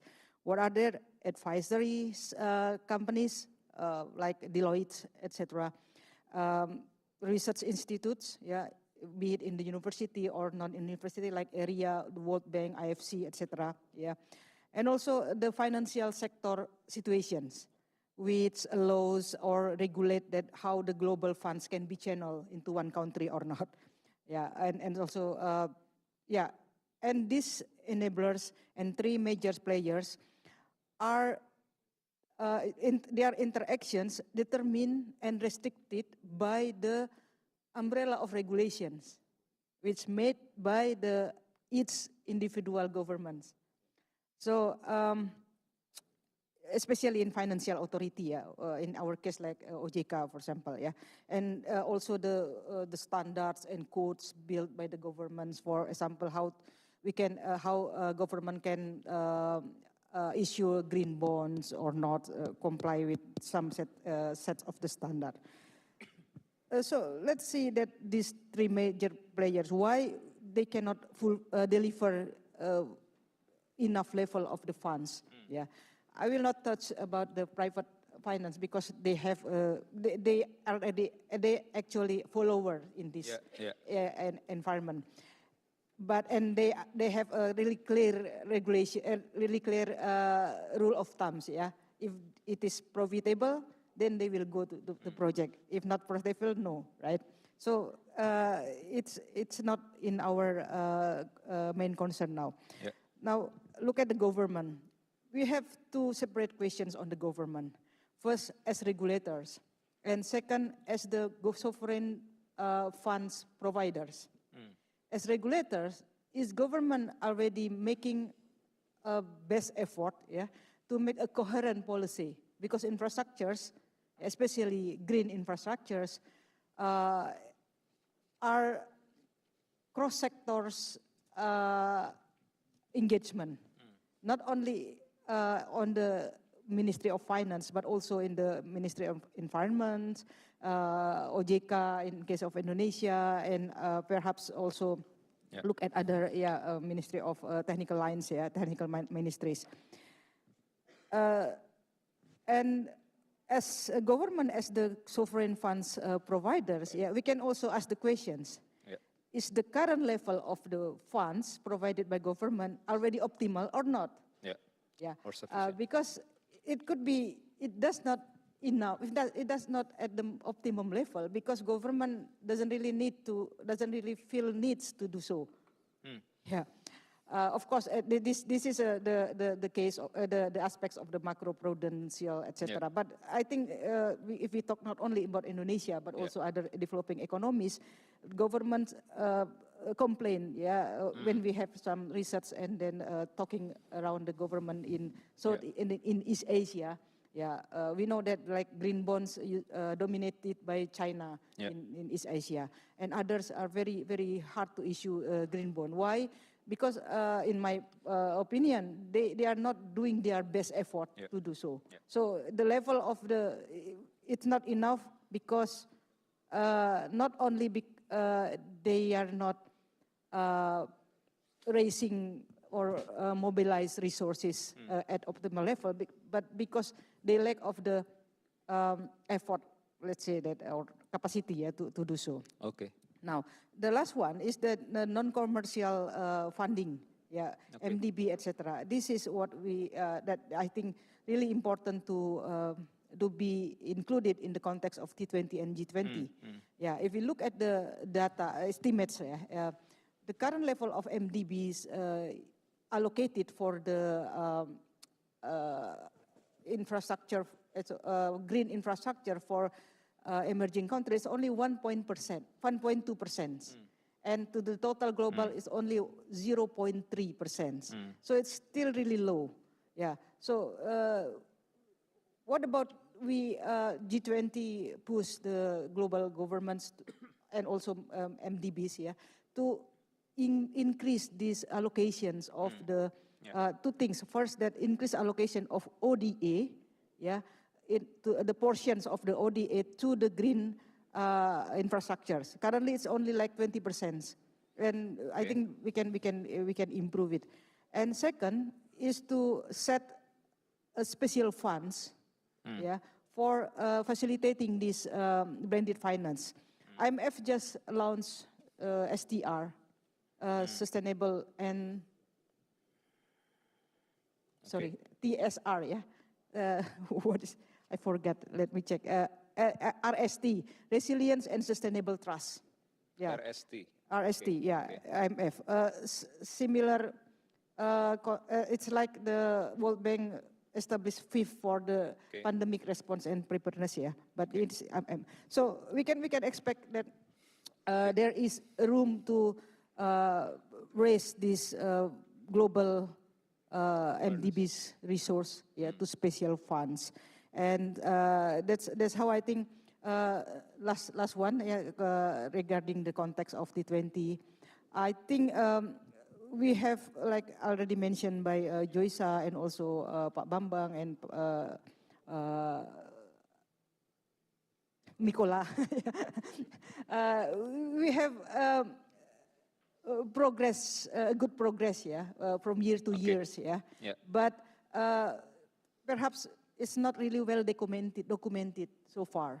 So Yeah. we don't want to repeat the same Yeah. research, the same points of discussion, but we need to move forward more faster than ever. I think that's my proposal. Thank you. Okay. Thanks so much, Bu Fau. I think you've covering, I think, or you're complementing the view from earlier panelists to, let's say, the importance of how to document the knowledge to be the legacy of our discussion in T20, and also how you also propose the role of MDBs and probably endorsing certain more initiative to facilitate the needs for different governments and how to bridge the gap to the other stakeholders. And I'm really sorry that I actually missed to watch my to see my watch, because I thought we'll be ending at 12. So I actually tried to spare the other 15 minutes for the floor, but we already have reaching more 11:45 as scheduled, and probably just one short comment from the audience, Pak Danang. I think you're raising your hands. Please, Pak Danang, before we end, and probably if we still allow from the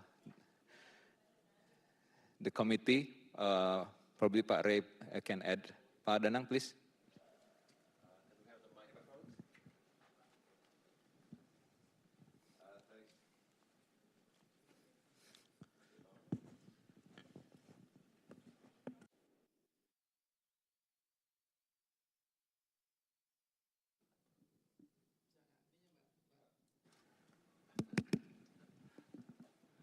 So thank you, Pak Andre. It's been a great pleasure to hear every panelist speak about their views on the subjects. Look around the tables. Most of those coming here, especially around the tables, not the panelists, they are all transaction people. They are people who are interested in doing things. They are not policy makers. They are not policy advisors. So I think the discussion yesterday has put many of the audience here in big questions. Well, let me start by quoting the finance minister statements yesterday, that it is not only a complex development issues, but we are now living in a very dangerous time and difficult time.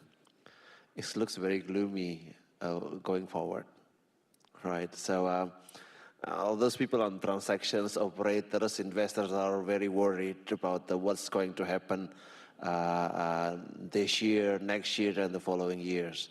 And it's happened that the next G20 presidencies are all coming from the global south, right? So it is very important for Indonesia to make a statement and G20 to make statements on what's going to happen in the global south. India, Brazil, South Africa are all global south. And before the G20 presidency is more or less the developed G20s. So I think it's very important to have the panelists' views on what's going to happen in the next couple of years. Yesterday, the side from ADB is talking about the lower growth trajectories, meaning that it has higher risk profiles at the country level, as well as the project level, Pak Topo. So I think what can G20 do? What you expect them to make a statements? Or are we going to encourage more collaborations and cooperations while we are now world divided because of the different views on pandemics, different views on climate, different views on the geopolitical conflicts. So I think this is very important because those people here, I think many of us are waiting for what would be the policy at the global levels, at the national levels. So that's probably my challenge to all the panelists. Oh, thank you, Pak Danang. So you've given the mic and you give the challenge to the panel. I think it's something that probably there's, if not to all panel, I think we can have probably Nicola and probably Pak Bambang or Pak Topo to share the response to the challenge from Pak Danang. Probably before we go to Pak Rea, please. One more thing, I'd like to ask all participants the permission for us to allow the session goes to 12. I think if we are okay, I think we can absorb some more response from the audience. Thank you. So you want to give with Pak Ray first? Okay, this Pak Ray. Okay, thank you, Pak Andre. Yeah, following up on Pak Danang's comment in regard of that as a market player, yeah.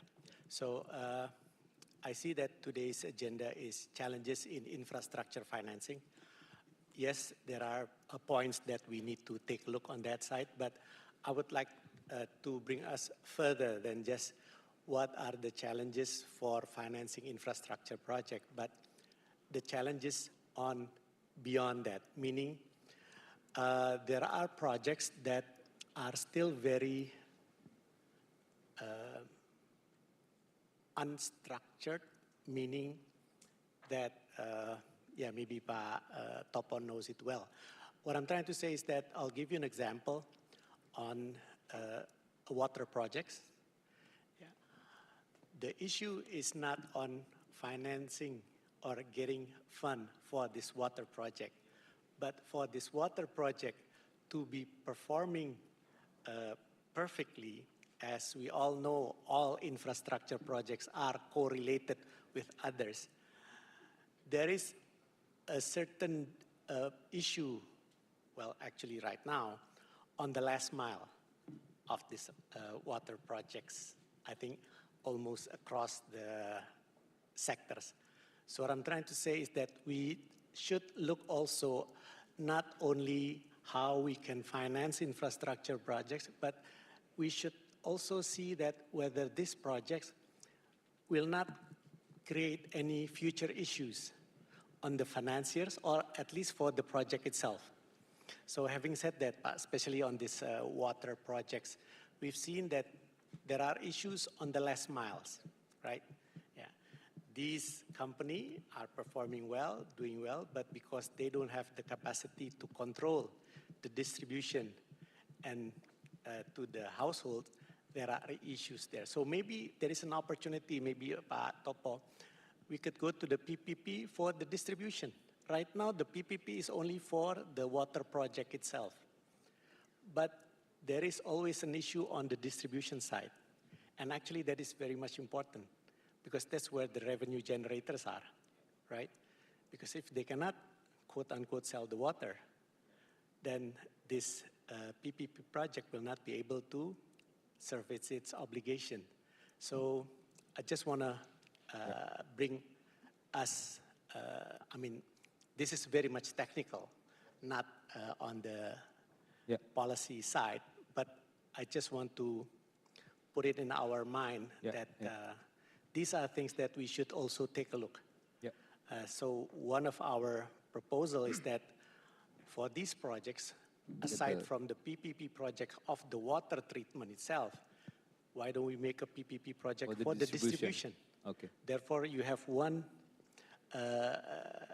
from Hulu to Hilir, the PPP project which ensure the project as a whole, therefore giving a condition where financiers are happy, comfortable to participate in these projects. So that's just one food for thought that I would like to share. Thank you. Which we are at the moment in the middle having of some issue, concerns on that. and that's across the board on all projects, specifically water projects in Indonesia. Yeah. So that's just one thing that I would like to share. Thank you. Thank you, Pak Renaldi. I think you, as a transaction people, as Pak Danang said, you bring up the really on the ground issue, ya, Pak, ya, on one of the sectors in Indonesia for having, the problem is not on the financing, but also, but actually in the project structure itself, how it relates to other aspect that's not covered by private investment, ya, Pak, ya. So I think we have the last 5 minutes before 12. So, but I want to probably ask one more audience to give some short of question. Yeah, please, Pak Reza. So probably later the panels can shortly respond to all these 3 questions. Thank you. Yes. Thank you very much, Pak Andre. Introducing myself, Reza Maspaitala from the Indonesian Chambers of Commerce and Industry, responsible for the investment planning. At the same time, also, I'm a professional in the investment or the financing in the Indonesian business professionals.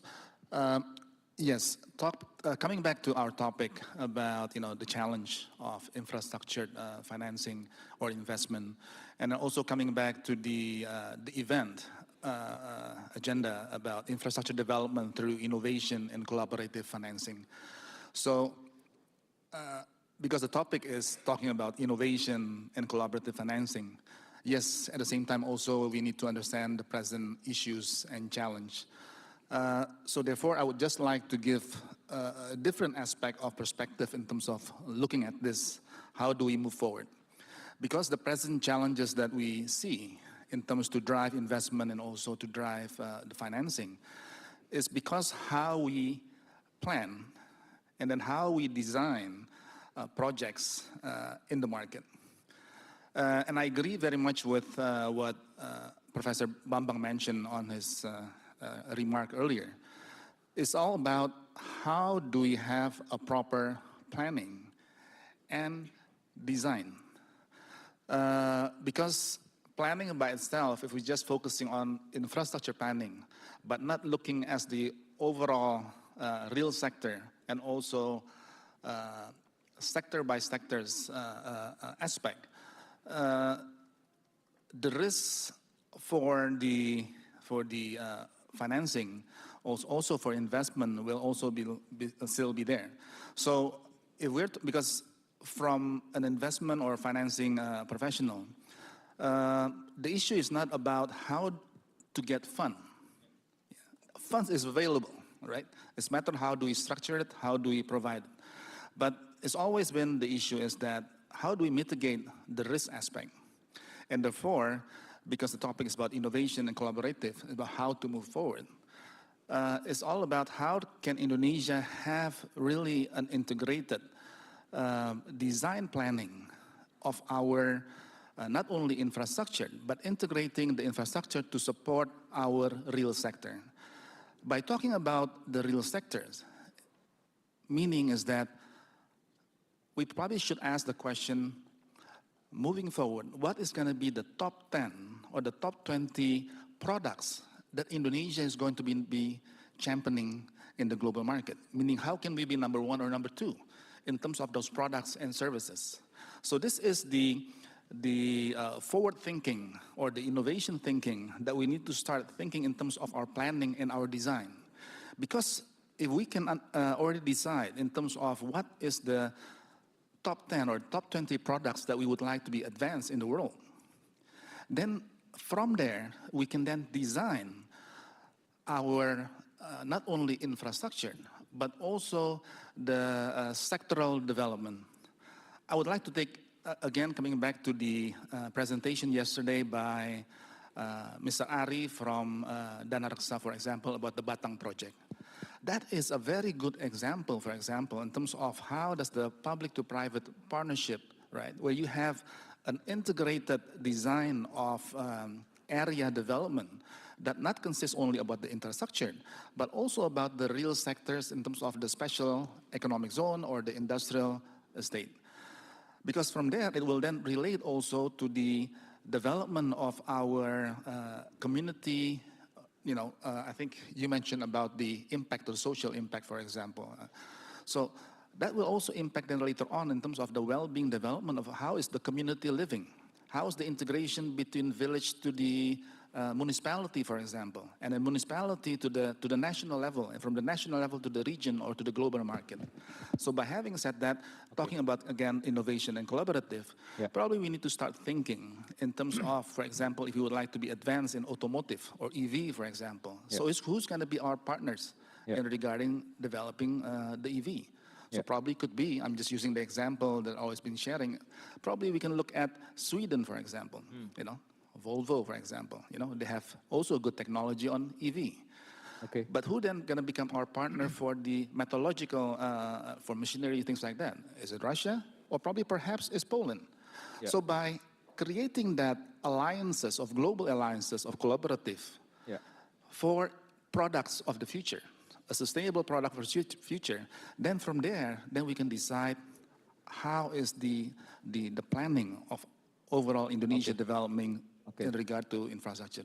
Now, if we have the clear path on that, it's easy to get the structured financing because then it's clear the business aspect is there. That's why, like Pak Rida mentioned yesterday, it's not about the financing. The issue is that can we get a good project?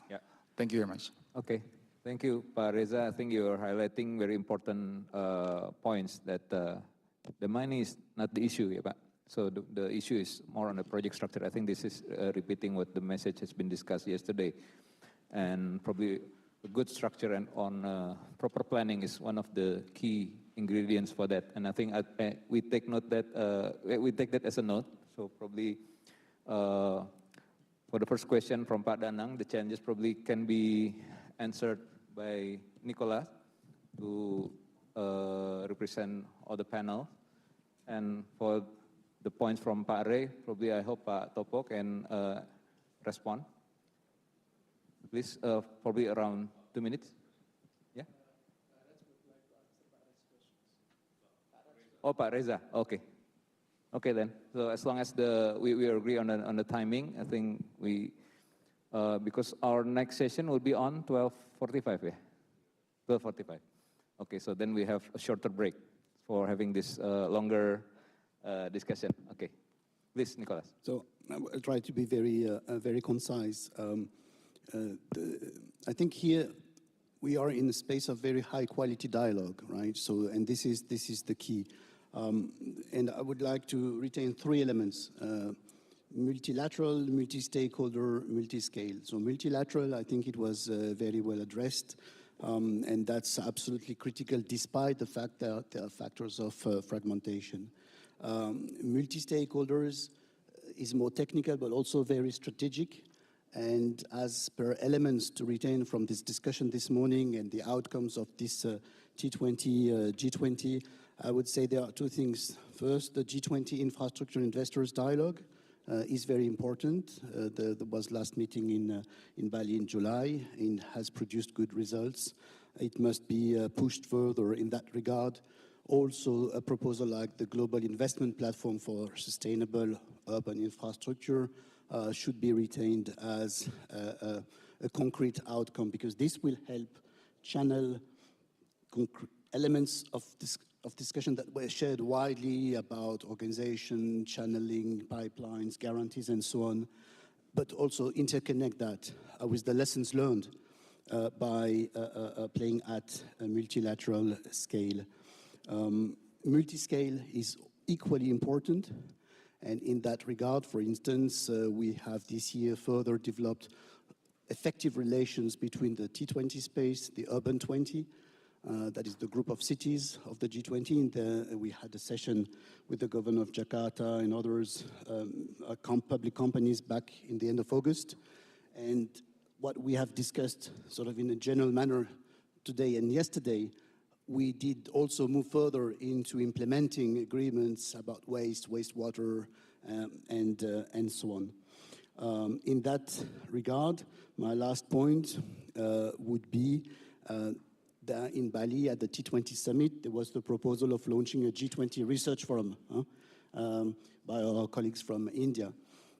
This would be also Bu Fozia, a way to further consolidate the lessons learned and the way forward, and have some, I would say, synthetic pieces of literature about all these discussions and processes, and make sure that this can leave the room. Because if students, like say business students or political science students or environmental sustainability students could get access to the kind of deliberations and discussions from here, that would probably give them a completely different understanding, right, about a number of topics.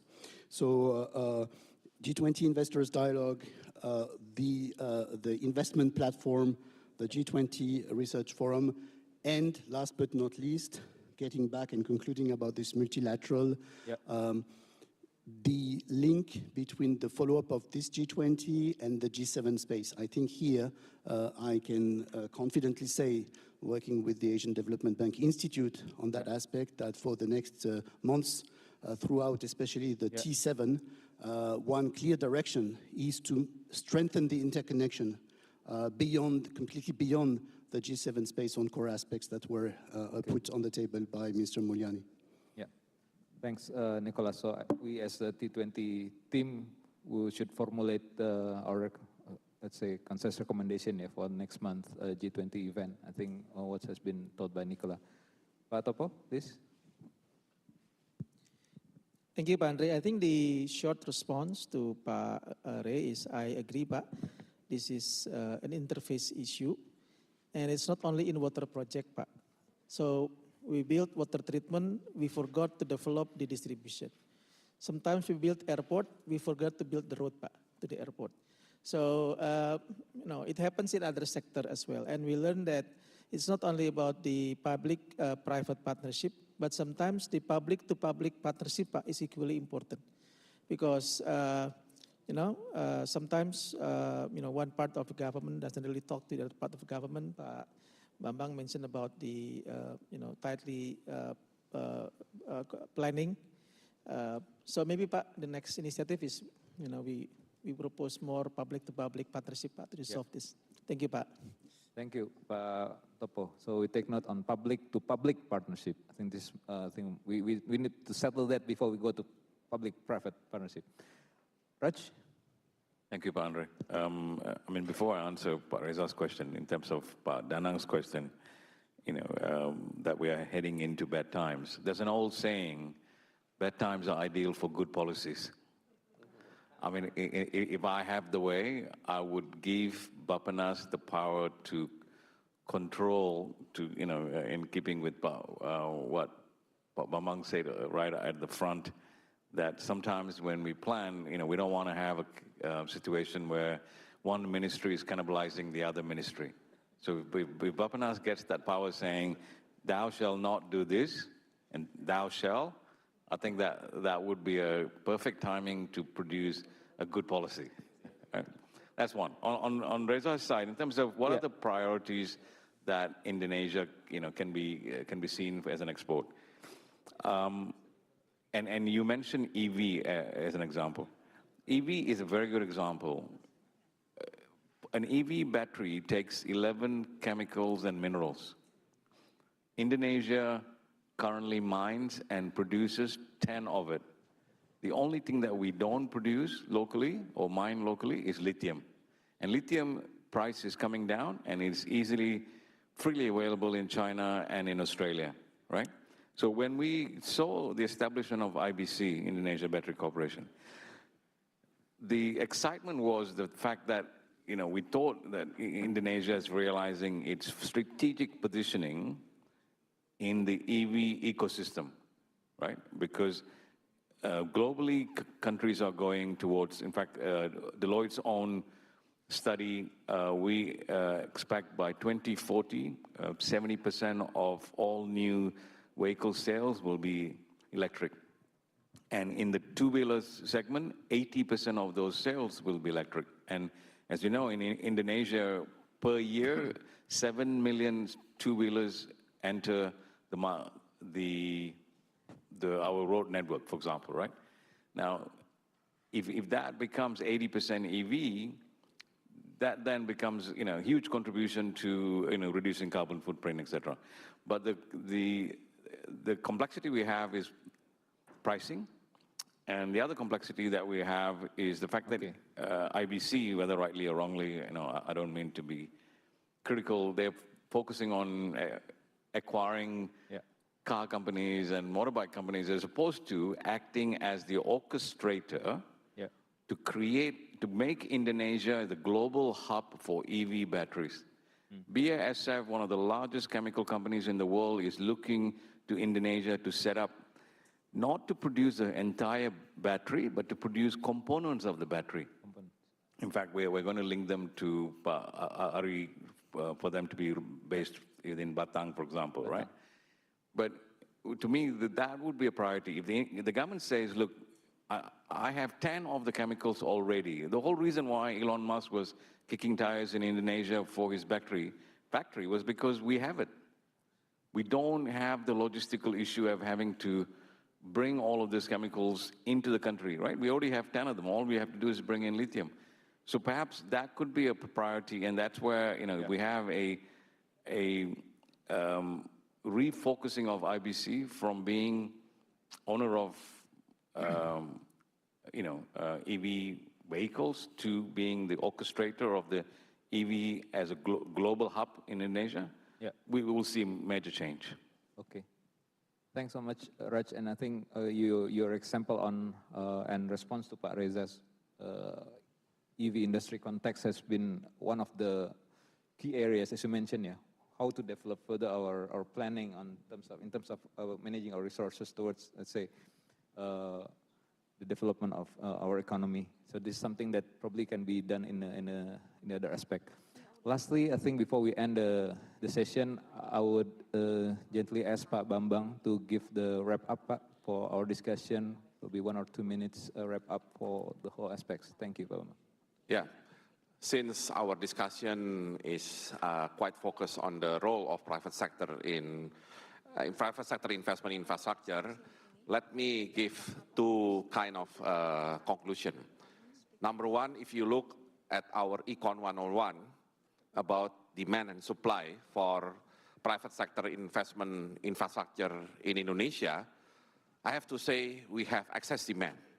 There are a lot of potential investors, but unfortunately, very limited supply of feasible projects. Not because we don't have many potential projects, we do have. The only problem, as we have discussed, some projects, claimed by some ministries that prefer to use the budget. Some other projects, unfortunately, sometimes claimed by SOE that sometimes offer investment in that kind of project and not good for the SOE, P&L situation. And as a result, we do have a lot of potential investors, but very few projects, and that can affect the appetite of more foreign private investment to invest in Indonesia. I remember my private conversation yesterday with Pak Rida as a CEO of INA. He told me that the Canadian pension funds are very eager to invest more in infrastructure projects in Indonesia. They came to Pak Rida and asked, please, we would like to invest more in Indonesia. Please give us the list of projects.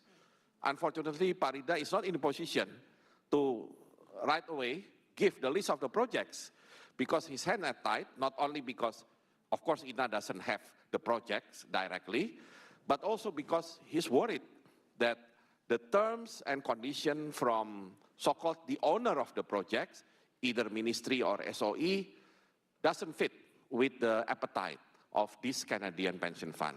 And last but not least, since I was in the position of policymakers in infrastructure investment in Indonesia in the past, and now indirectly part of the player, I like to see that someday Indonesia will have the conglomerate or, let's say, the richest person because of infrastructure.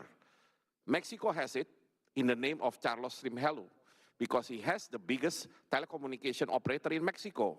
And now, the second richest person in the world, not Jeff Bezos, Gautama Adani, And how can he become rich? Not digital like other Indian conglomerates, infrastructure. I mean, I think he's quite dominant in power plant, as well as I think he has also some stakes in the airport. So this is India, this is Mexico. They are both similar with us, emerging market. Yeah. So why can't Indonesia? So I like to see someday, because I'm also sitting in the board of Astra, one of the Astra biggest portfolio is infrastructure, not only on vehicles or power, palm oil or coal, but in infrastructure. And I think these companies have potential to do that and can create, hopefully, when it comes to the richest person in Indonesia, doesn't have to be palm oil, coal mining, and maybe some fast-moving consumer goods, but it's from infrastructure. Thank you. Thank you, Pak Bambang.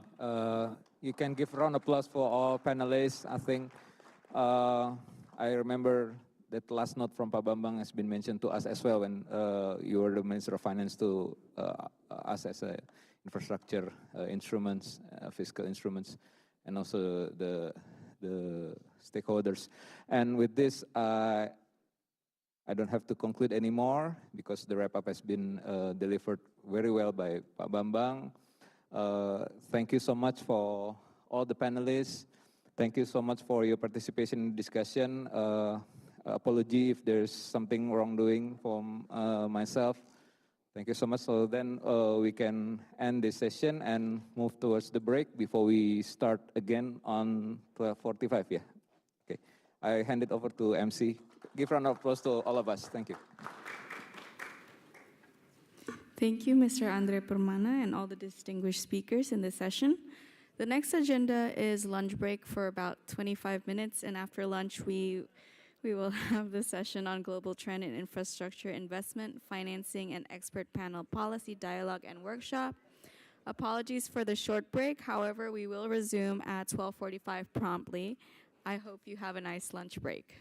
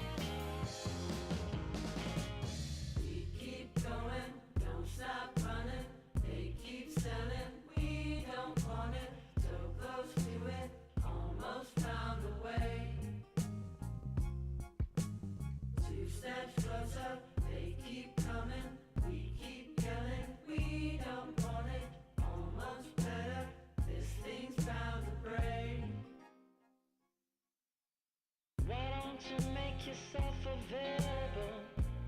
Sit back, she told me that she wanted it free. It's easy. Oh no, in love I'm just an animal. You said you want me but you want family. You want me but you want family. Until the end, because we keep going, don't stop running. They keep selling, we don't want it. So opposed to it, almost found the way. And every day they get 2 steps closer. They keep coming, we keep yelling, we don't want it. Almost better, this thing's found the brain. After it all, it's still repairable. I know that I've forgotten my history. It's easy. Let's wave goodbye to all the terrible. I know that there's a million things we could be if we could only out and agree. Until the end, because we keep going, don't stop running. They keep selling, we don't want it. So opposed to it, almost found the way. And every day they get 2 steps closer. They keep coming, we keep yelling, we don't want it. Almost better, this thing's found the brain. Thought it was a holiday, I always play and never work. But they sell us all the pay, the Western way. I go berserk, I go.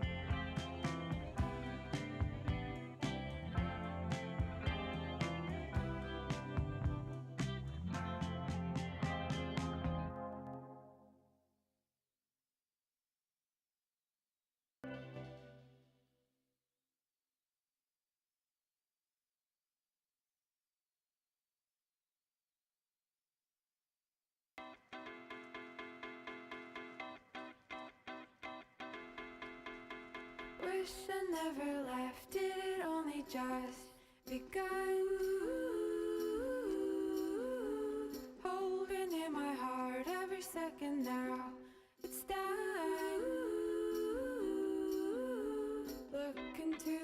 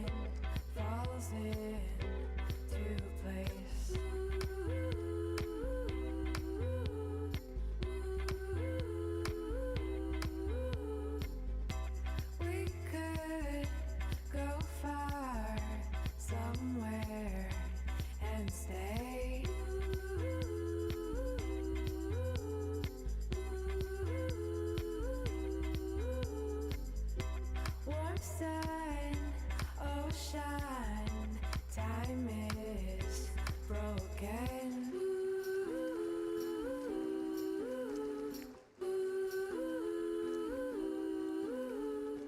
Where would you sail away? Come sail away with me.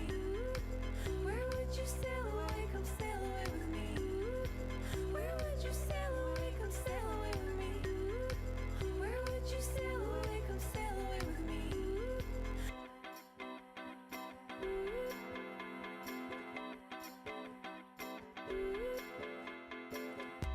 Did you cry when you saw it happen?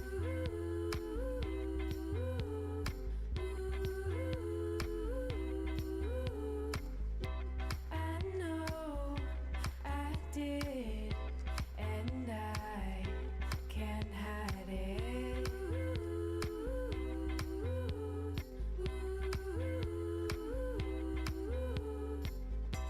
Real life dreaming, and now we're awake.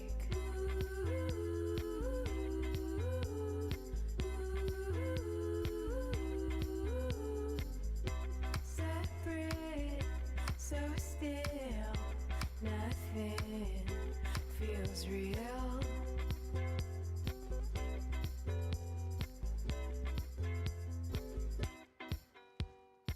Where would you sail away? Come sail away with me. Where would you sail away? Come sail away with me. Where would you sail away? Come sail away with me. Where would you sail away? Come sail away with me. Where would you sail away? Come sail away with me. Where would you sail away? Come sail away with me. Where would you sail away? Come sail away with me. Where would you sail away? Come sail away with me. Wish I never left, did it only just begun? Holding in my heart every second now, it's done. Looking to the stars and asking for the sun. Wish I never left, did it only just begun?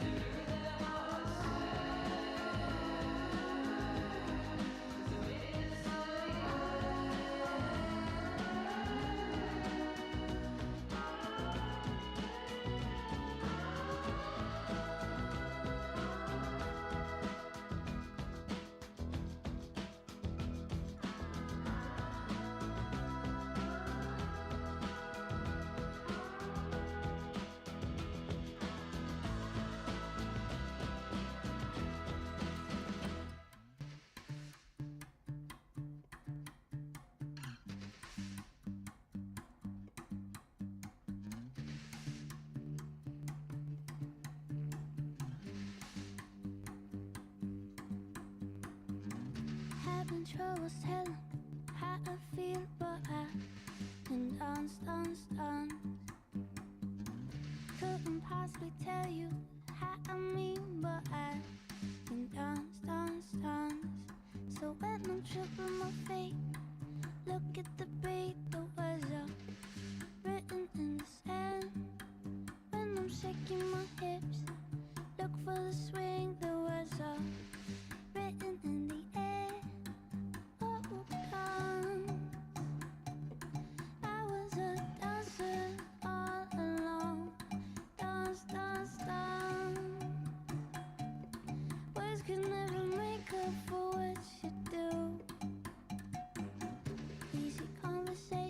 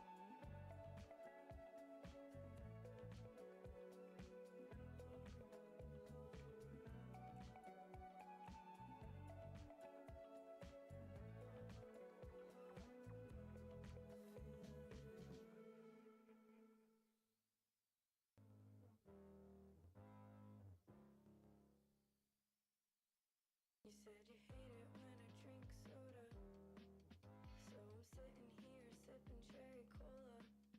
Yeah, I stole a couple t-shirts. You know I had to do it to you. You say you hate me, babe, but maybe I hate you too. For what you put me through, I'm gonna do to you times two. If you get the feeling that someone's out to get you, it's me. I'm out to get you. I'm out to get you. Pushing all your buttons, I'm laughing, I bet you wanna scream. I'm out to get you. I'm out to get you. You punched a hole in your wall. It's so hot, you're so strong. And if you get the feeling that someone's out to get you, it's me. I'm out to get you. You said you love it here in Sarasota. I said I'd rather be in South Dakota. I'm still wearing all your t-shirts with a cooler guy in California.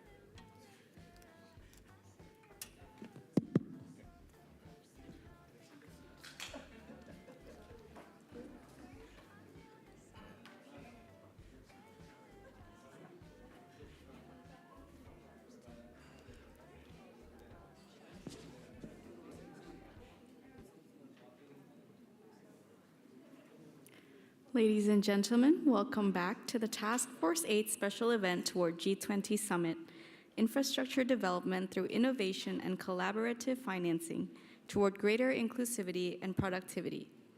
Our next session is Global Trend in Infrastructure Investment and Financing. Mr. Imad Fakhuri will lead this session. Mr. Imad Fakhuri is Global Director, Infrastructure Finance, PPPs, and Guarantees Global Practice of the World Bank. He comes most recently from the IFC, where he held the position of Senior Advisor for Private Sector Solutions.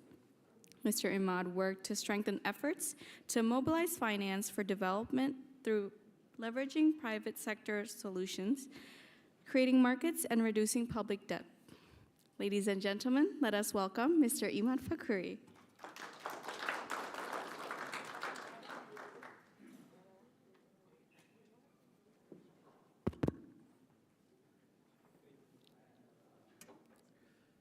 Good afternoon, everyone. And thank you for inviting me to be here with all of you. And I'm honored to speak to such an esteemed group about what it will take to drive investment into developing country infrastructure. This is something that is sorely needed. To see what I mean, consider this. The crises we are facing today are diverse and complex, and this is crisis, ES, right? Multiple crises. There is no quick fix to resolve them. Instead, we must develop a coherent long-term strategy to support our client countries to build a green, resilient, and sustainable future. Sustainable quality infrastructure development is a key priority for achieving those objectives.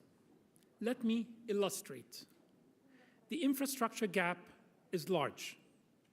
940 million individuals are without electricity. 663 million lack improved sources of drinking water. 2.4 billion lack improved sanitation facilities. 1 billion live more than 2 kilometers from an all-season road. And 3 billion lack access to the internet. Not to mention the unaccounted numbers who are unable to access work or educational opportunities due to the absence or high cost of transport services. Solving these problems by building quality, sustainable infrastructure is critical to achieving the 17 SDG goals by 2030. Many involve infrastructure directly, such as providing universal access to clean water, sanitation, or clean and affordable energy. But we also need infrastructure to achieve many of the remaining SDGs. For example, eliminating hunger requires irrigation and transport infrastructure. Education requires power, water, and transportation infrastructure. Sustainable cities requires a full range of urban infrastructure. Infrastructure is both vulnerable to and also contributor to climate change. We have a dual challenge. We must find ways to reduce emissions caused by infrastructure, for example, by transitioning from fossil fuels to renewable energy, while also building infrastructure that is resilient to extreme climate events. Traditionally, governments have led infrastructure financing. But the world is traversing difficult times, and governments are experiencing unprecedented fiscal stress. Overlapping global crises have triggered a rapid deterioration of growth prospects. Government budgets are completely constrained.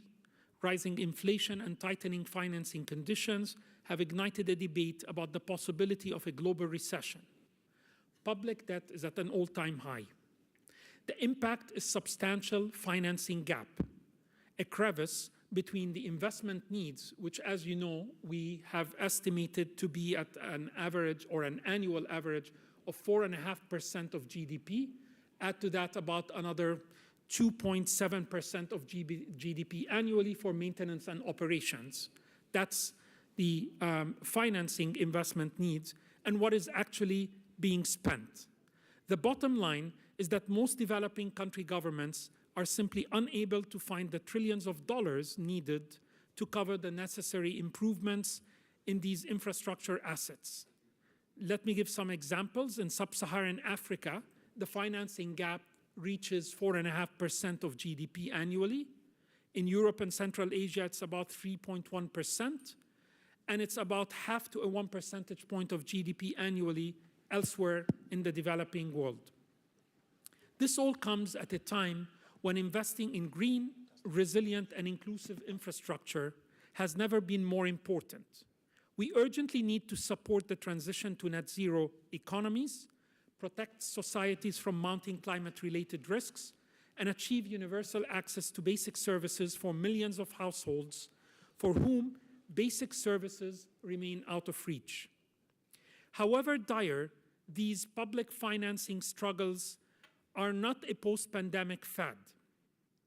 If you look at the 5 years leading up to the global pandemic, so 2014 to 2019, you can see that public investment in infrastructure has already declined from about 1.29% of GDP to 1.5% of GDP in about 60 low and middle income countries. Given the massive imbalance between the demand for and the supply of public infrastructure financing, it makes sense to find other source, often the private sector. From the year 2000 onward, the private sector has on average supported some 80 billion worth of infrastructure projects each year in developing countries. Certain types of projects, of course, such as power plants, port expansions, or major highways, can offer attractive commercial returns.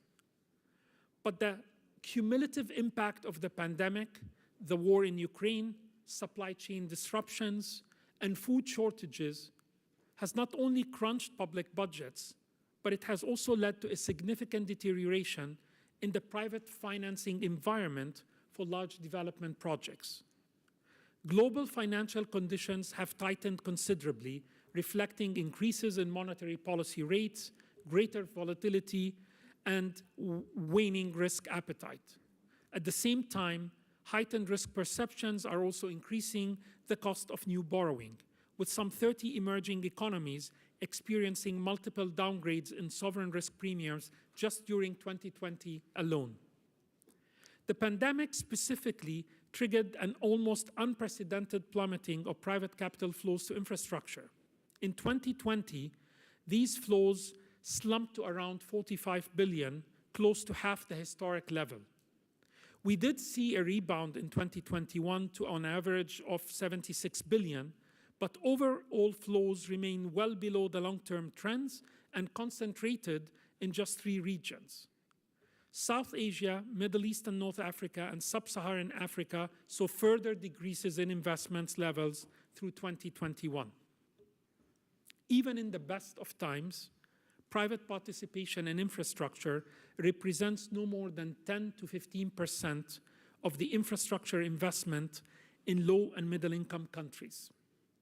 And the geographical distribution of PPI is highly concentrated in just 5 large economies: China, India, Mexico, Turkey, and above all, Brazil. These 5 countries combined account for 2/3 of the total flows, leaving out huge swaths of the world. Over the period 2010 to 2020, about 17% of PPI projects received DFI support, mainly in lower income countries. On average, every dollar of DFI support mobilized about $1 of private capital, although the mobilization ratios actually were much higher in the largest emerging markets, so about $1.45, compared to the low-income country where it was 0.37 or 37 cents per dollar. Therefore, meeting the international development goals requires a step change in both public and private financing. The experience of the last 20 years highlights that some types of countries, like large MICs, as well as some types of infrastructure, such as power generation and airports and ports, are more attractive to private finance. In lower income countries and for other types of infrastructure, public finance will continue to play a dominant role. Each dollar of investment, whether public or private, must support high-quality, sustainable infrastructure that maximizes its value to a country's economy, citizens, and environment. The fact is that the world needs more and better infrastructure investment if we are to make progress on the development outcomes and reach the SDGs, including achieving the Paris climate commitments. What can we do to address some of the constraints? The first key point I'd like to make is that capital to make a difference exists. Assets under management at the world's 500 largest managers reached a record 100, almost 20 trillion in 2021. That's just the largest 500. So a shortage of fund is not the problem. The issue is getting this money to move with purpose, to mobilize it for infrastructure investment in developing countries. Some of the core constraints that need to be addressed, which I'm sure you've discussed, inadequate enabling environments and institutional foundations that prevent investments at scale, insufficient project governance capacity of infrastructure projects, a lack of well-structured, high-quality projects, and bankable investment opportunities that are attractive to the private sector, lack of investment-grade credentials in emerging markets and developing economies, and lack of access to sufficient scale of financing at tenors and terms that are suitable for infrastructure projects, underdeveloped domestic capital markets, and the availability of long-term local currency financing in emerging markets and developing countries, poor sustainability of infrastructure investment due to low quality from a QII perspective, and a perception among investors of high levels of risk. So what is the World Bank Group doing to assist in that? The World Bank combines several approaches to address these binding constraints and ultimately increase private investment in quality infrastructure. At the enabling environment, we support our client governments to institute key policy reforms that can open markets and strengthen the viability of private investment in infrastructure sectors. For example, we are working with the government of Mozambique on a public-private partnership that will result in a 250 million investment in a bus rapid transit system. This program includes support from multiple platforms like the Public-Private Infrastructure Advisory Facility hosted at the World Bank and the QII Partnership, another global facility hosted in the World Bank that brings benefits for urban mobility, climate, and further investment opportunities, such as the potential for private sector participation in the terminal management, parking, and vehicle financing of around 20 million. So this is public and private money combined to deliver a critical project. Project preparation. Another way we support our client governments is by dedicating more resources and support to project preparation and technical assistance facilities. Let me cite the Global Infrastructure Facility, GIF, which is a G20 World Bank Group initiative. It's crucial on this front. It provides comprehensive project preparation support through its 10 MDB technical partners to client governments, with an exclusive focus on mobilizing private capital for sustainable infrastructure. The GIF has approved more than 145 activities in 66 countries in about 7 years, although the first 2 years were actually foundational, so really 5 years in operation, with 17 of those GIF-supported projects already reaching commercial or financial close, mobilizing 7.4 billion in private capital, and more are getting closer and closer. As an example of this work on the ground, the GIF has worked with the World Bank on a geothermal resource risk mitigation facility housed and operated by PT SMI in Indonesia. The facility's risk-sharing mechanism is expected to support an estimated power generation capacity of 1 to 1.5 gigawatts from geothermal resources, with more than 4 billion expected of private capital being mobilized.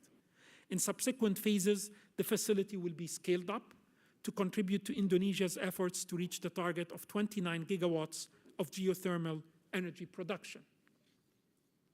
Ensuring quality is also another area where the World Bank is assisting. So in the current fiscal environment, we must make every dollar go as far as possible. Bridges, power systems, and transportation networks built today must last for years to come. They must be financially viable, and they must maximize their economic, social, environmental, and development impact. We emphasize this approach through our Quality Infrastructure Investment Partnership with Japan. Additional resources are needed to mainstream the partnership's core principles of resilience, inclusion, and climate impact to ensure such considerations are built into the infrastructure projects at the earliest stage to improve economic efficiency and generate other benefits over the life cycle of the asset. For example, in Yemen, we have been working with governments and with the support of our QII partnership with Japan to build climate-resilient urban infrastructure by adopting innovative technological approaches to mapping climate risk. This is expected to benefit 1 million people in 16 selected cities in a difficult FCV situation. Innovative financing is another area we're trying to assist in, where the bank plays a unique role by exploring innovative ways to finance infrastructure investment, including guarantees, risk sharing and risk mitigation instruments, and blended finance with additional concessional capital provided by MDBs and DFIs, including asset recycling schemes. We've seen how the strategic use of concessional resources can prove to be catalytic in attracting private investments. As of December 2021, we had about 11.5 billion in guarantee commitments from the World Bank that have mobilized 38 billion of private financing at the project level, and a total project size of 64 billion in investment. To date, the Guarantees program has primarily supported critical infrastructure assets to be built and operated by the private sector, especially in Africa, including complex and transformational hydro projects and renewables programs across many countries. For example of this is the Nachtigal hydropower project, where the World Bank Group enabled the project by providing payment guarantees for ongoing contractual obligations, as well as loan guarantees to help private sector investors mobilize longer-term local currency.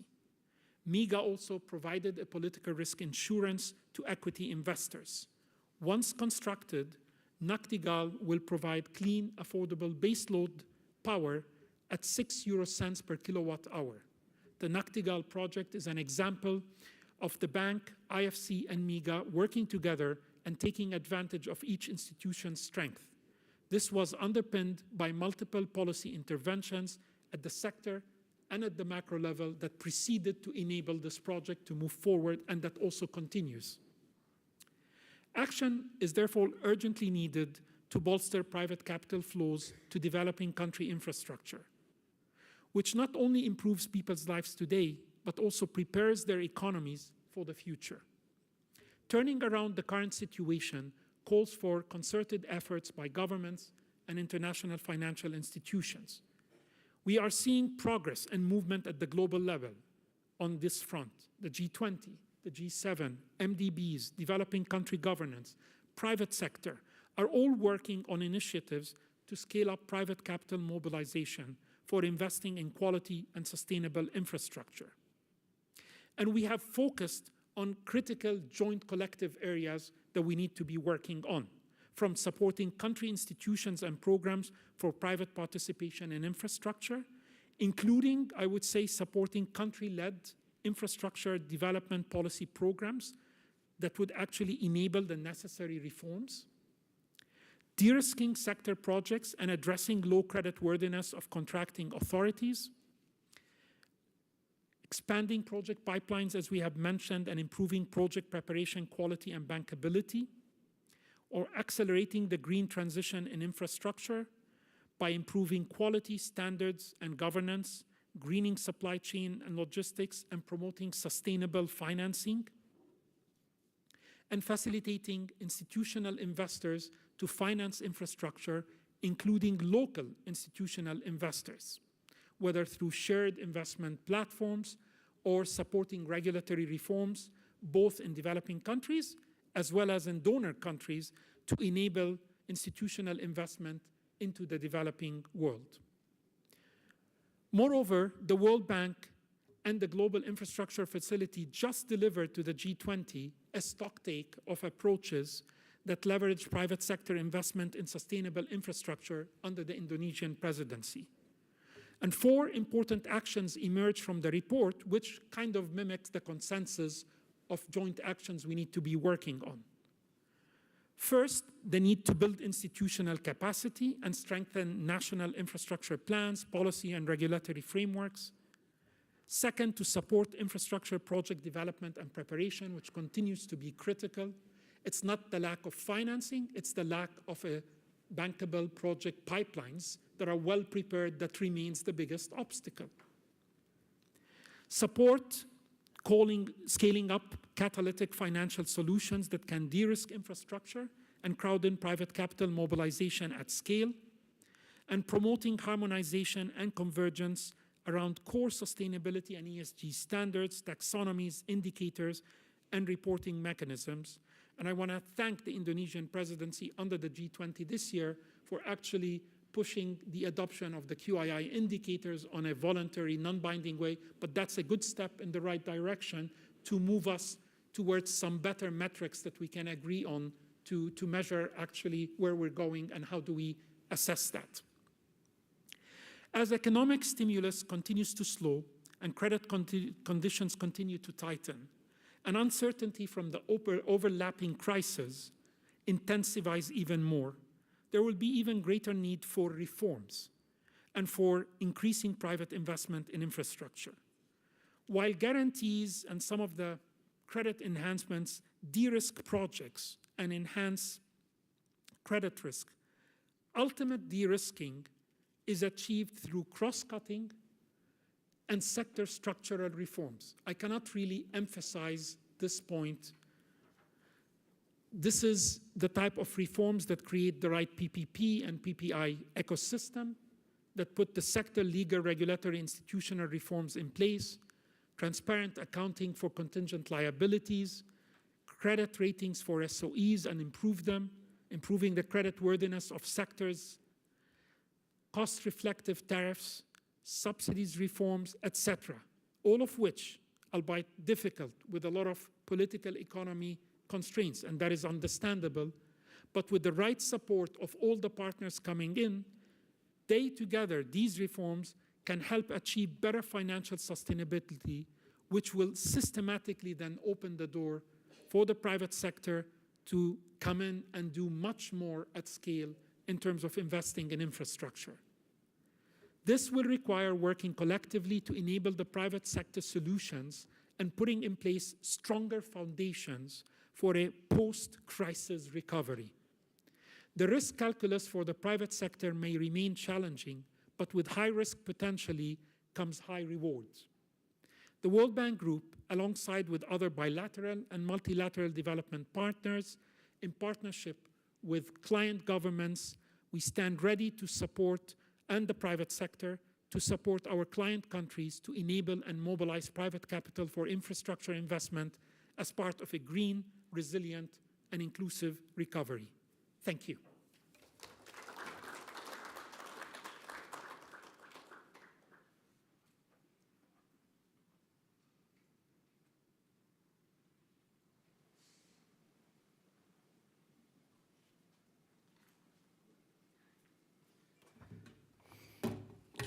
Thank you very much for this strong message. So for the sake of time, because we have guests who need to leave rather soon, there are a lot of things happening these days, I suggest that we immediately, please, with our distinguished guests from the World Bank and Pat Wempe, please join me on stage, if I may say so.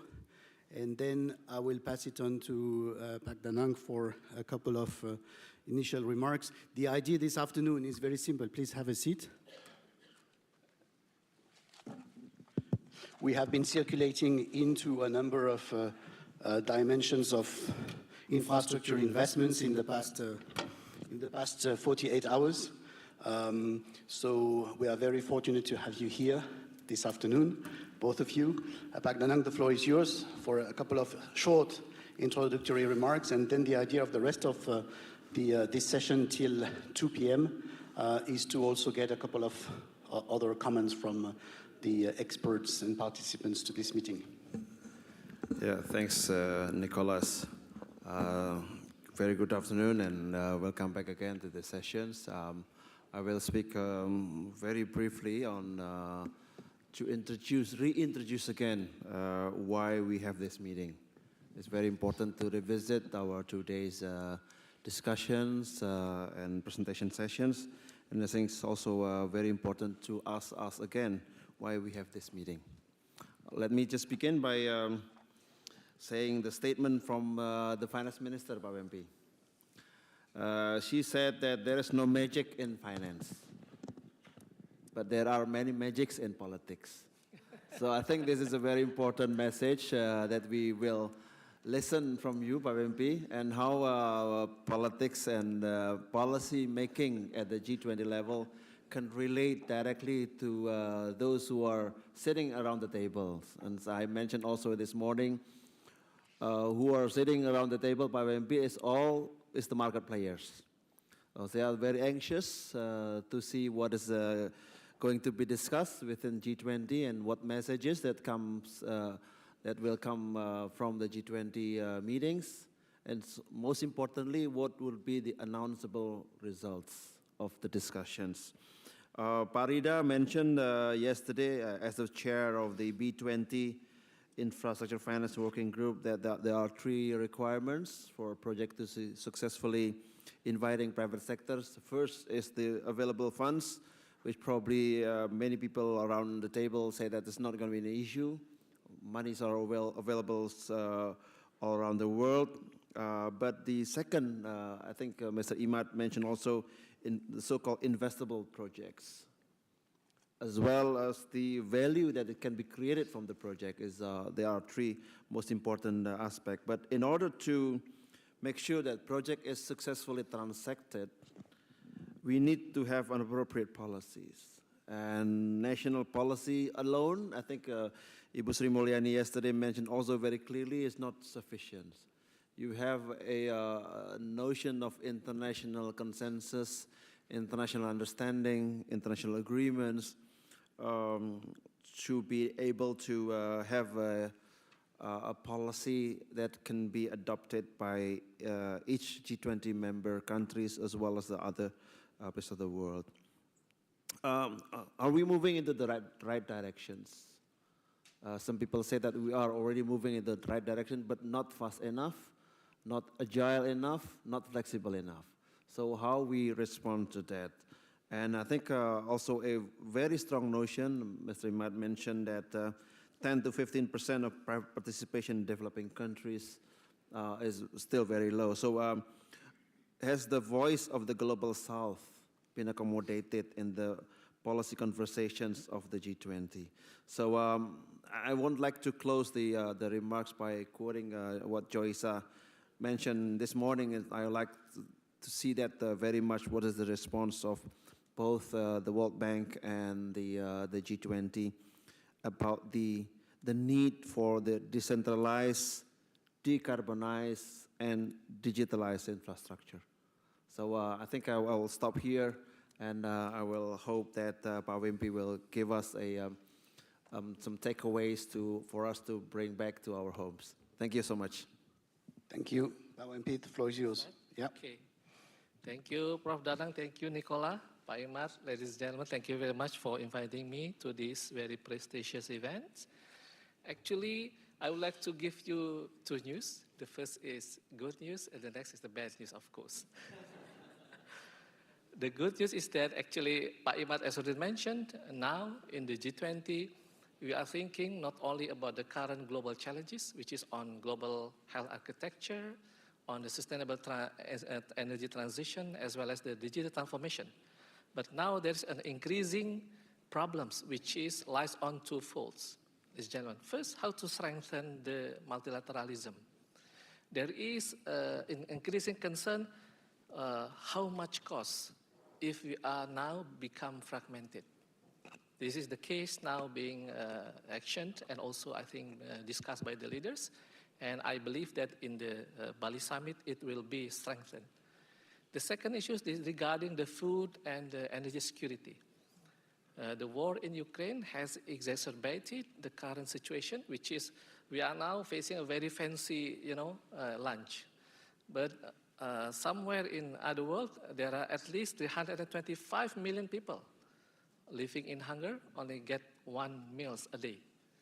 So, ladies and gentlemen, this is not a question for infrastructure investment, for hard infrastructure or digital infrastructure, but on the basic infrastructure, how to increase the production of the food, but also for the long term, climate resilience and sustainable infrastructure.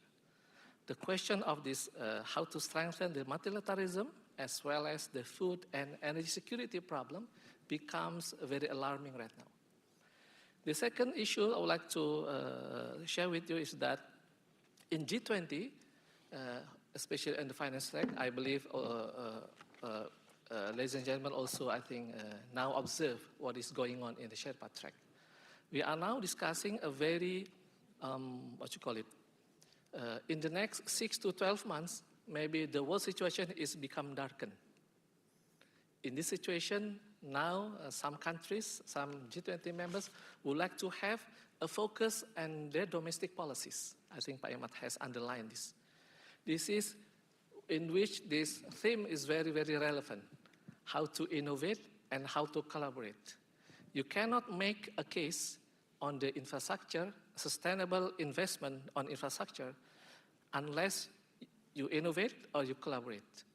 So, ladies and gentlemen, the first issue on the G20 from the recommendation of Think 20 is that please make a case, unless this recommendation will becoming an academic exercise. The second issue is regarding how to collaborate. In terms of the, let's say, on health infrastructure projects, we see that there are so many projects, how to increase the resiliency of the health system in our country, as well as some of the low-income countries and middle-income countries. All of them sometimes facing a very vulnerable situations. But the advanced countries, through the World Bank, the IMF, the WHO now helping the low-income countries and middle-income countries, which is much more vulnerable in these health threats. That is why the establishment of the Financial Intermediary Fund is part of the complementary system to increase the preparedness, the response, as well as the prevention of the next pandemic is very, very critical. But the fund is not enough. It's only $1.4 billion comes from 19 contributors, and we need more. The cost of the pandemic, of course, is huge. That is why the collaborative financing to increase the resiliency of the health system is a must. The current situation, risk now has been shifted, ladies and gentlemen, from the pandemic risk goes to the global pressure. Now everybody in the world is now calculating how much the cost if we would like to invest in the current situation of inflationary pressures.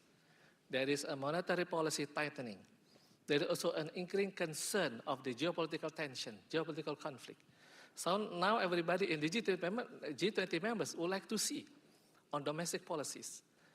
Pak Imad mentioned on the QII. I think Nicola also on the last IWG, QII indicators has already endorsed by G20 members. There are still questions remains. The first about the guidelines. The second thing, what kind of projects this QII could be applied or could be demonstrated. So make the case of this QII projects is become a remains an open questions. The third issue I would like to highlight to you is that there are discussion on the sustainable finance, which lies on three things. How to expedite the transition finance. In Indonesia, Pak Imad, Nicola, we are facing the so-called taxonomy challenges. how to increase, how to expedite the transition finance, not only to increase the capacity and credibility of the sustainable finance institution, but also to make a case what kind of projects. The bankable projects, Pak Imad mentioned, there is no lack of financing, but lack of the bankable projects. So we have to increase the capacity of the local government as well as the central government, and try to be more inclusive on women, on youth, and other things. The second issue on sustainable finance, this is regarding how to increase the capacity and accessibility of the sustainable finance instrument. There are so many funding in this world, but they will ask you, are you already compliant with the ESG?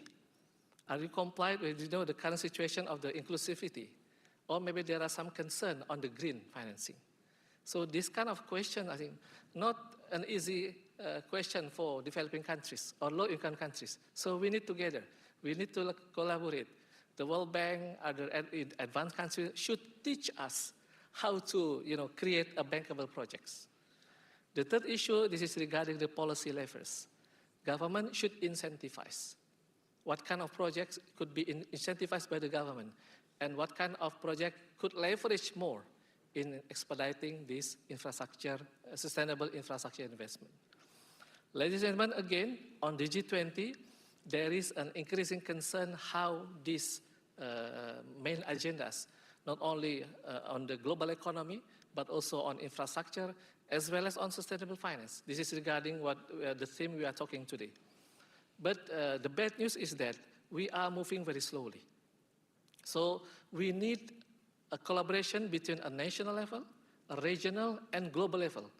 If you can make a case, you can show to the public, to global community, that this is the real example from the Think 20, from the SMVs, maybe our own state-owned enterprises, or maybe collaborative efforts between MDBs.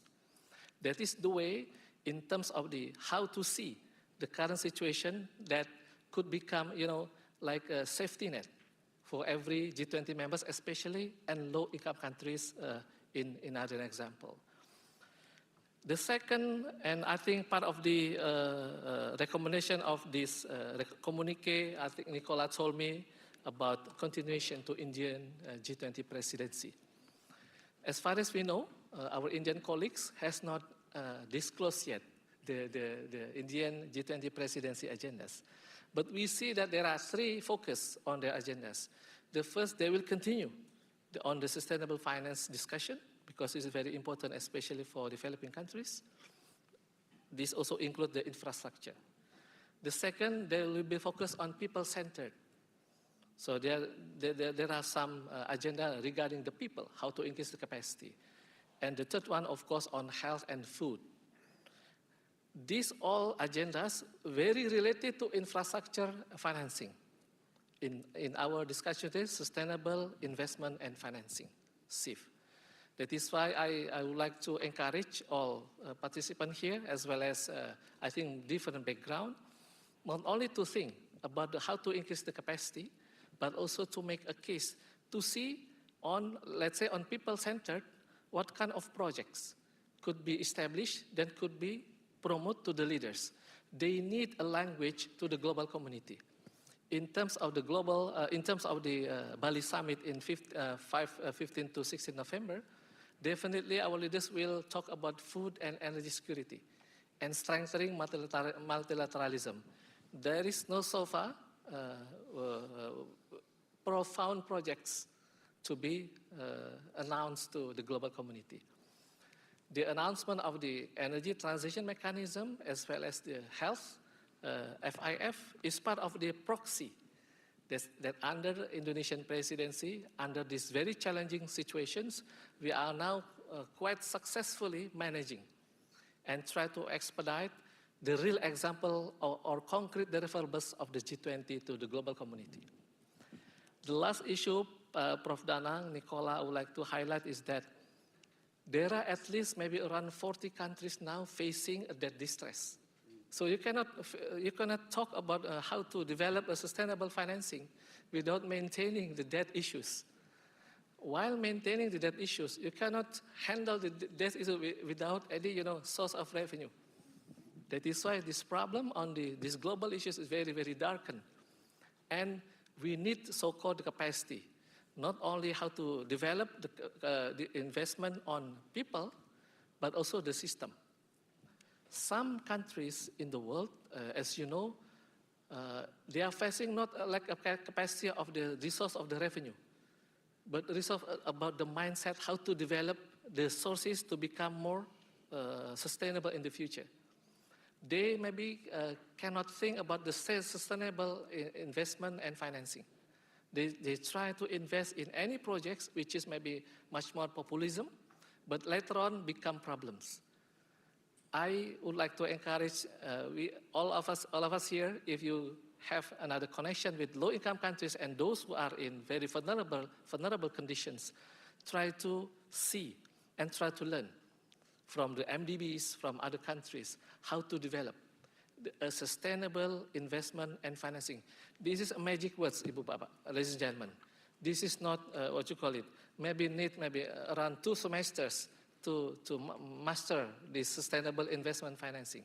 This is very good when we talk on sustainable investment financing, but on reality, when we talk about how is the policy formulation, how about the implementation, the capacity of the people, and the policy design, this is quite sophisticated.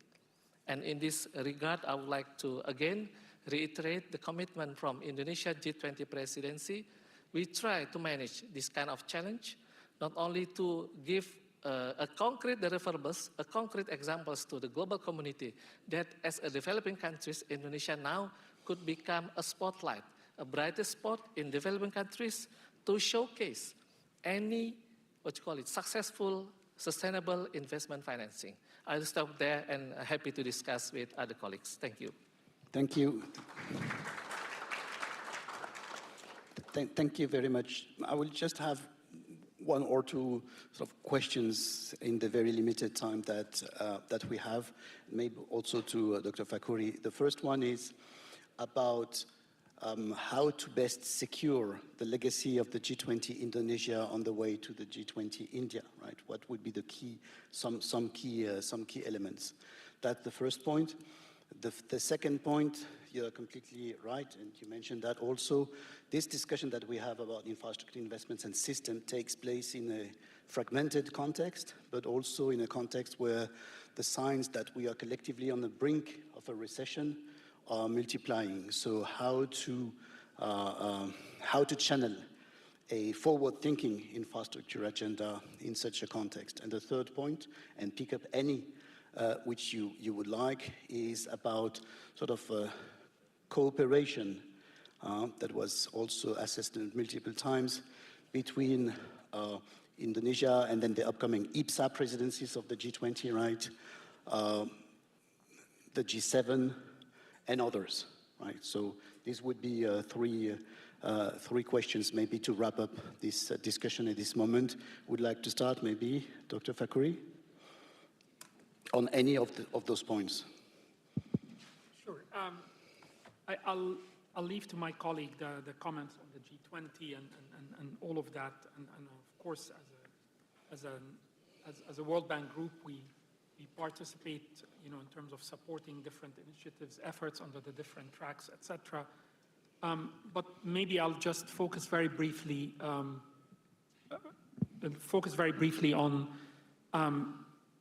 just really the main message from my perspective is that, as you said, Nicholas, there is a lot of worry about the potential, global recession and all of that. And in my long career in the public sector, so I've been for many years in the public sector in my own country, Jordan. I've been a minister for almost 9 years in successive governments. I always used to think, and that the message transcends into, of course, what the World Bank is trying to support client governments at. Don't let a good crisis go to waste, right? So sometimes, the bad times are a good opportunity to think about critical reforms and how to build strong foundations so that when the time improves, you catch it properly.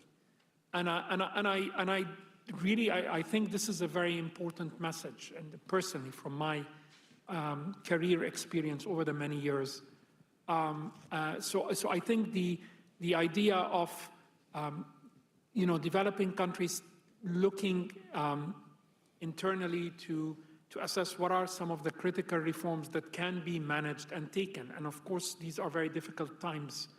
But building that into your longer-term plans of how to implement and sequence these reforms.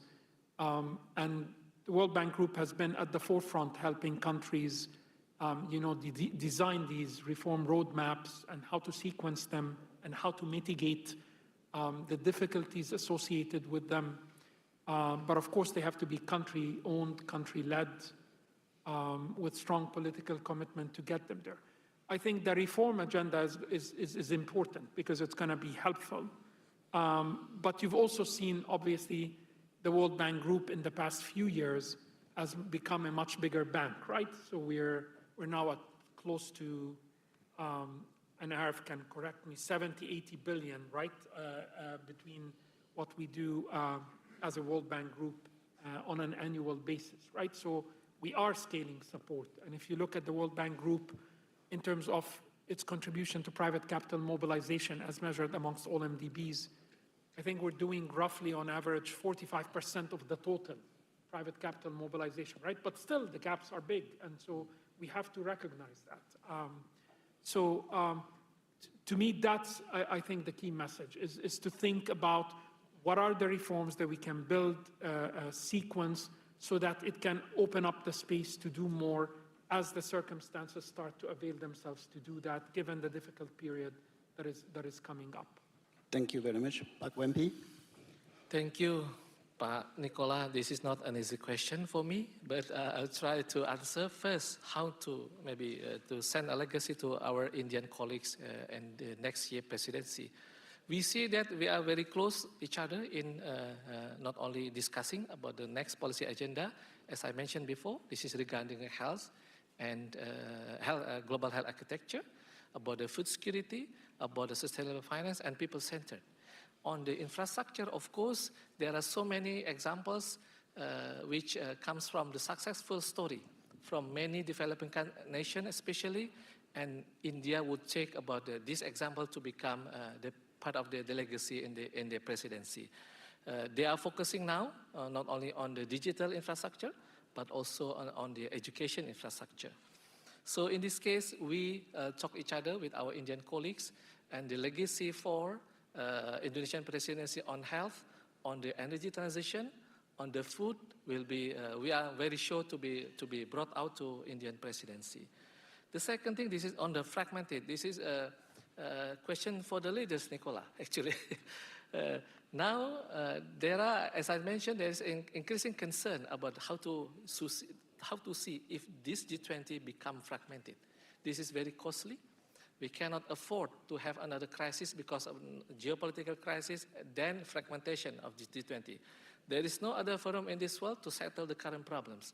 That is why to maintain this is the bold message from the leaders will be submitted into the Bali summit.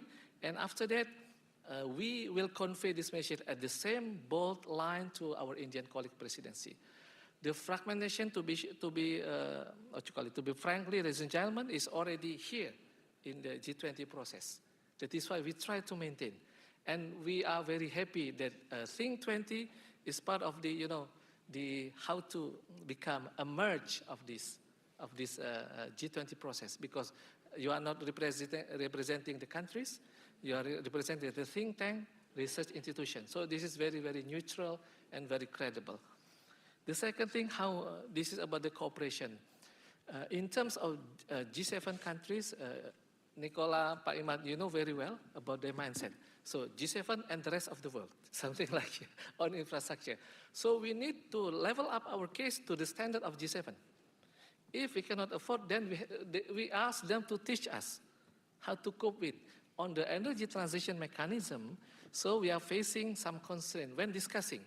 There is a JETI project. I know some of you knows very well about JETI project, Just Energy Transition Partnership. This is, I think, being supported by US, Japan, Germany, and other G7 countries. In other case, This energy transition mechanism, Indonesia has a case. We call it energy transition mechanism. So what is the difference between these two energy country platform projects? The standard is quite different. That is why we have to cope with the current situation with the JETP standard. But at the same time, this JETP standard is not necessarily to be, automatically applied to developing nations. We know the South African countries' example on this JETP project, still questionings about the result. That is why now the G7 would like to see. And I think this is a good collaborative efforts between G7 and the rest of the world, especially the low-income and middle-income countries. What is under the current and national circumstances?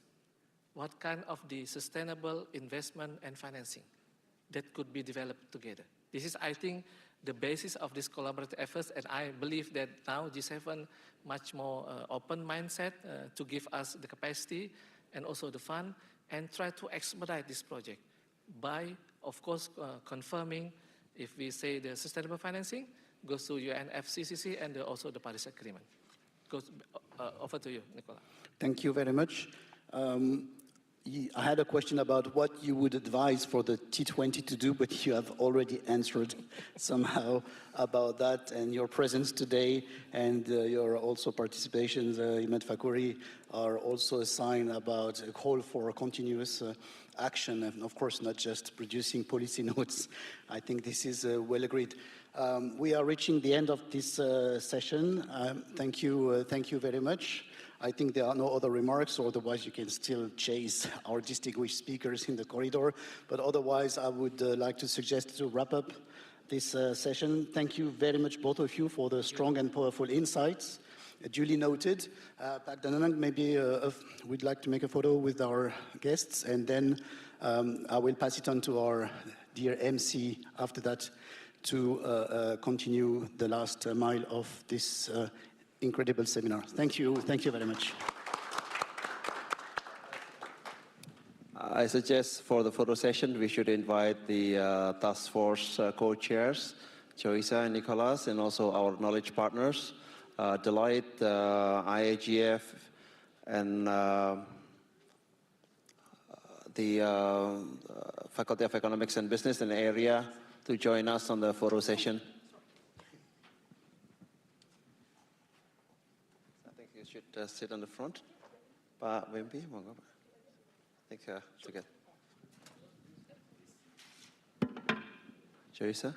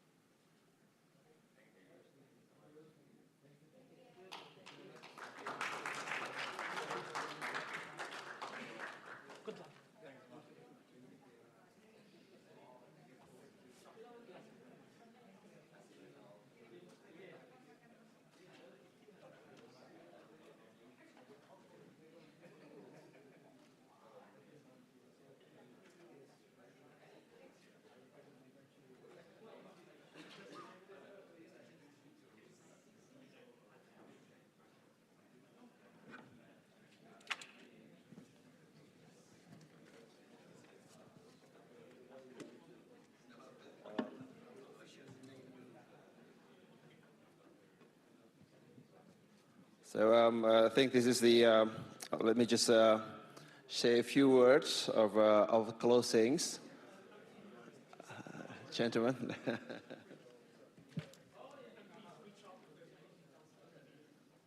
So let me just again say a few words of a closing of this 2 days sessions.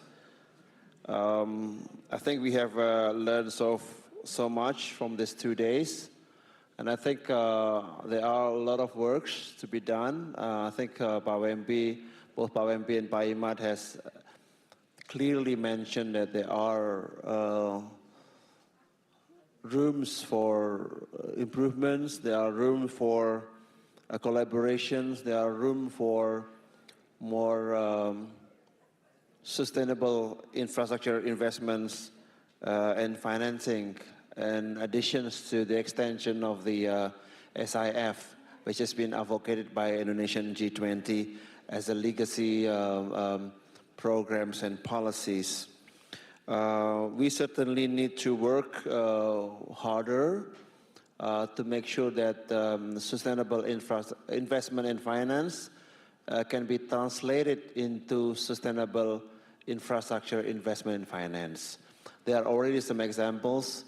There are already some key takeaways from case study projects that we have learned yesterday. And we still need to face some challenges, especially on the future of the PPP projects, as well as the energy transition mechanism, and how would international cooperation be part of that important processes. Let me just, again, as a organizer of these events, let me thank once again everybody coming to this 2 days important pre-G20 meetings.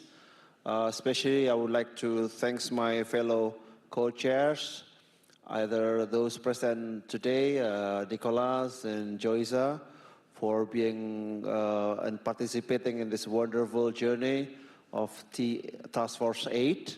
And we certainly look forward to have your participation in the future task force within T20.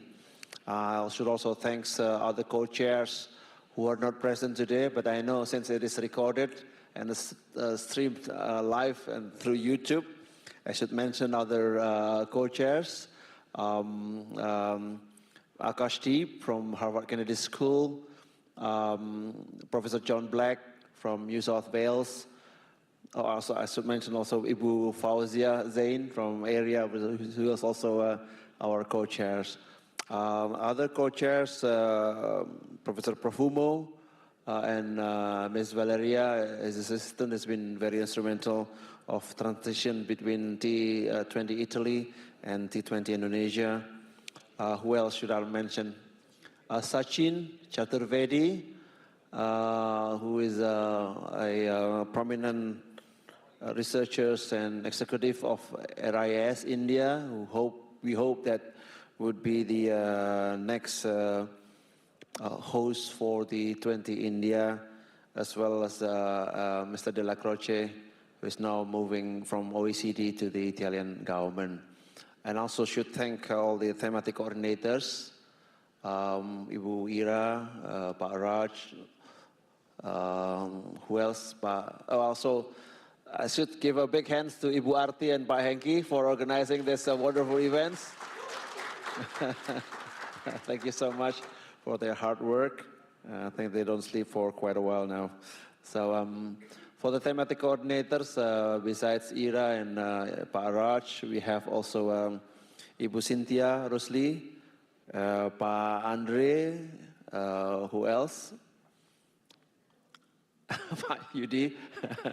Pak Yudi Aziz represent the Indonesian network, university network for Indonesia Infrastructure Development. So we do have a academics support to organize the T20 events. Who else I miss?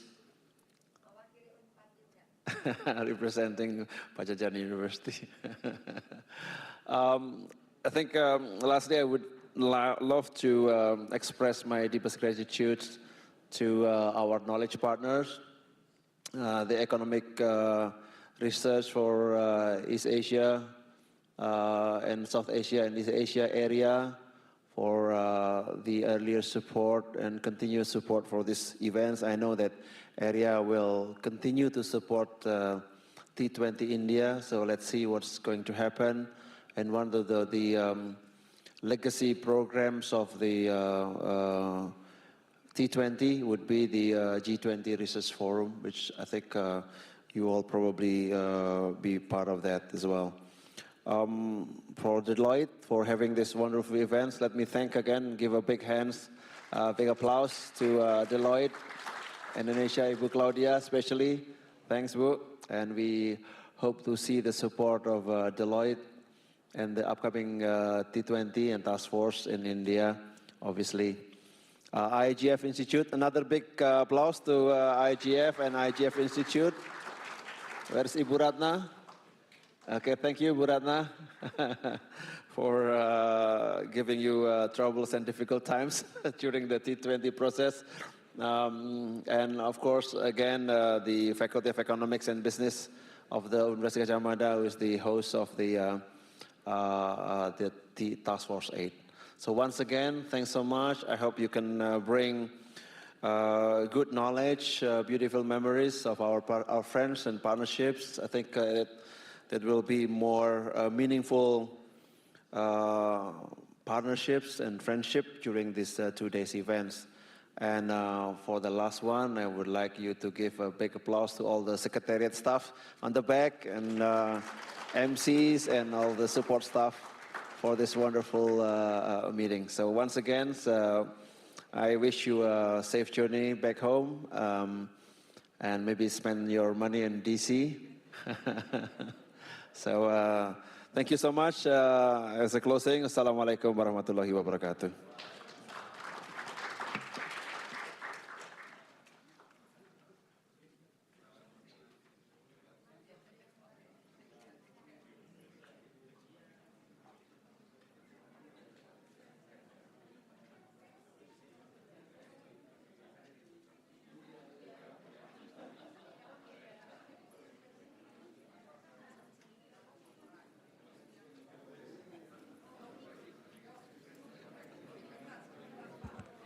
Ladies and gentlemen, if we could all gather to the front to take one quick picture all together.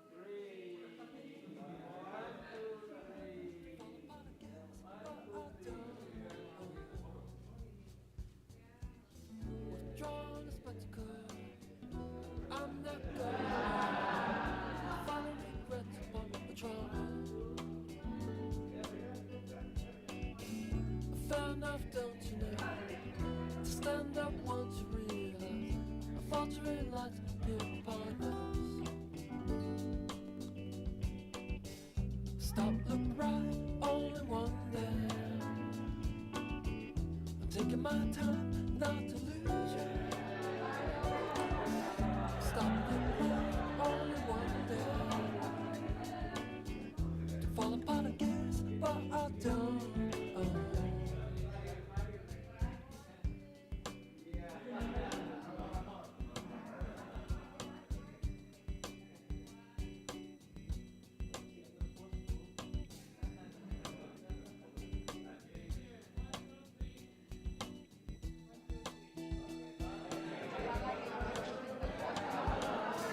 Stop, look right, only one there.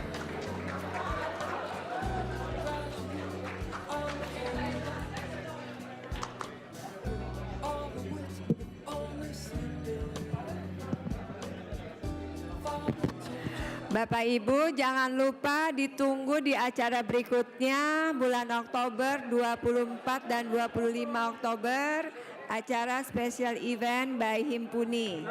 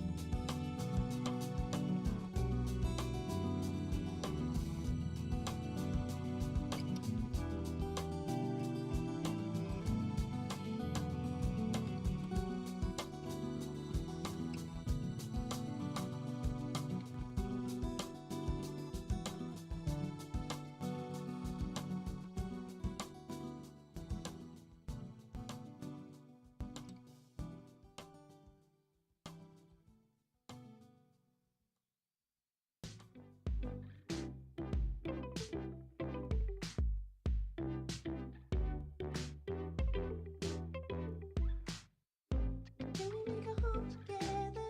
So when we're living, we'll be living it right. I'm tired of moving night to night. Wanna know, wanna know, wanna know. Can we make a home together? We can work it even if it's tight. Come on, let's find a compromise. Don't you know, don't you know, don't you know? Lost myself in endless streams with headlights glaring back at me. I promise you it's not defeat. It's just an how I wanna be. I wanna belong. I'm tired of being a stranger to myself. I wanna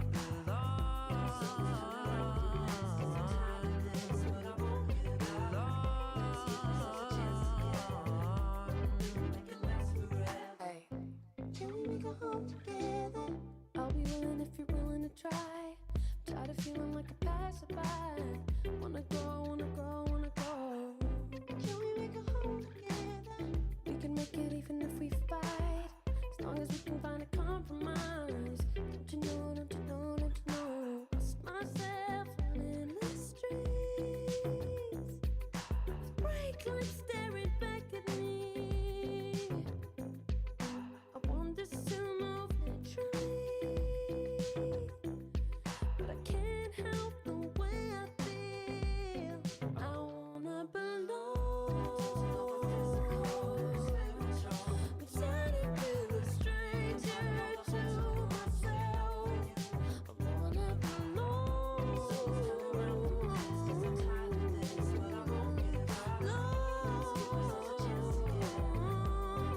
I wanna belong. I'm tired of being a stranger to myself. I wanna belong.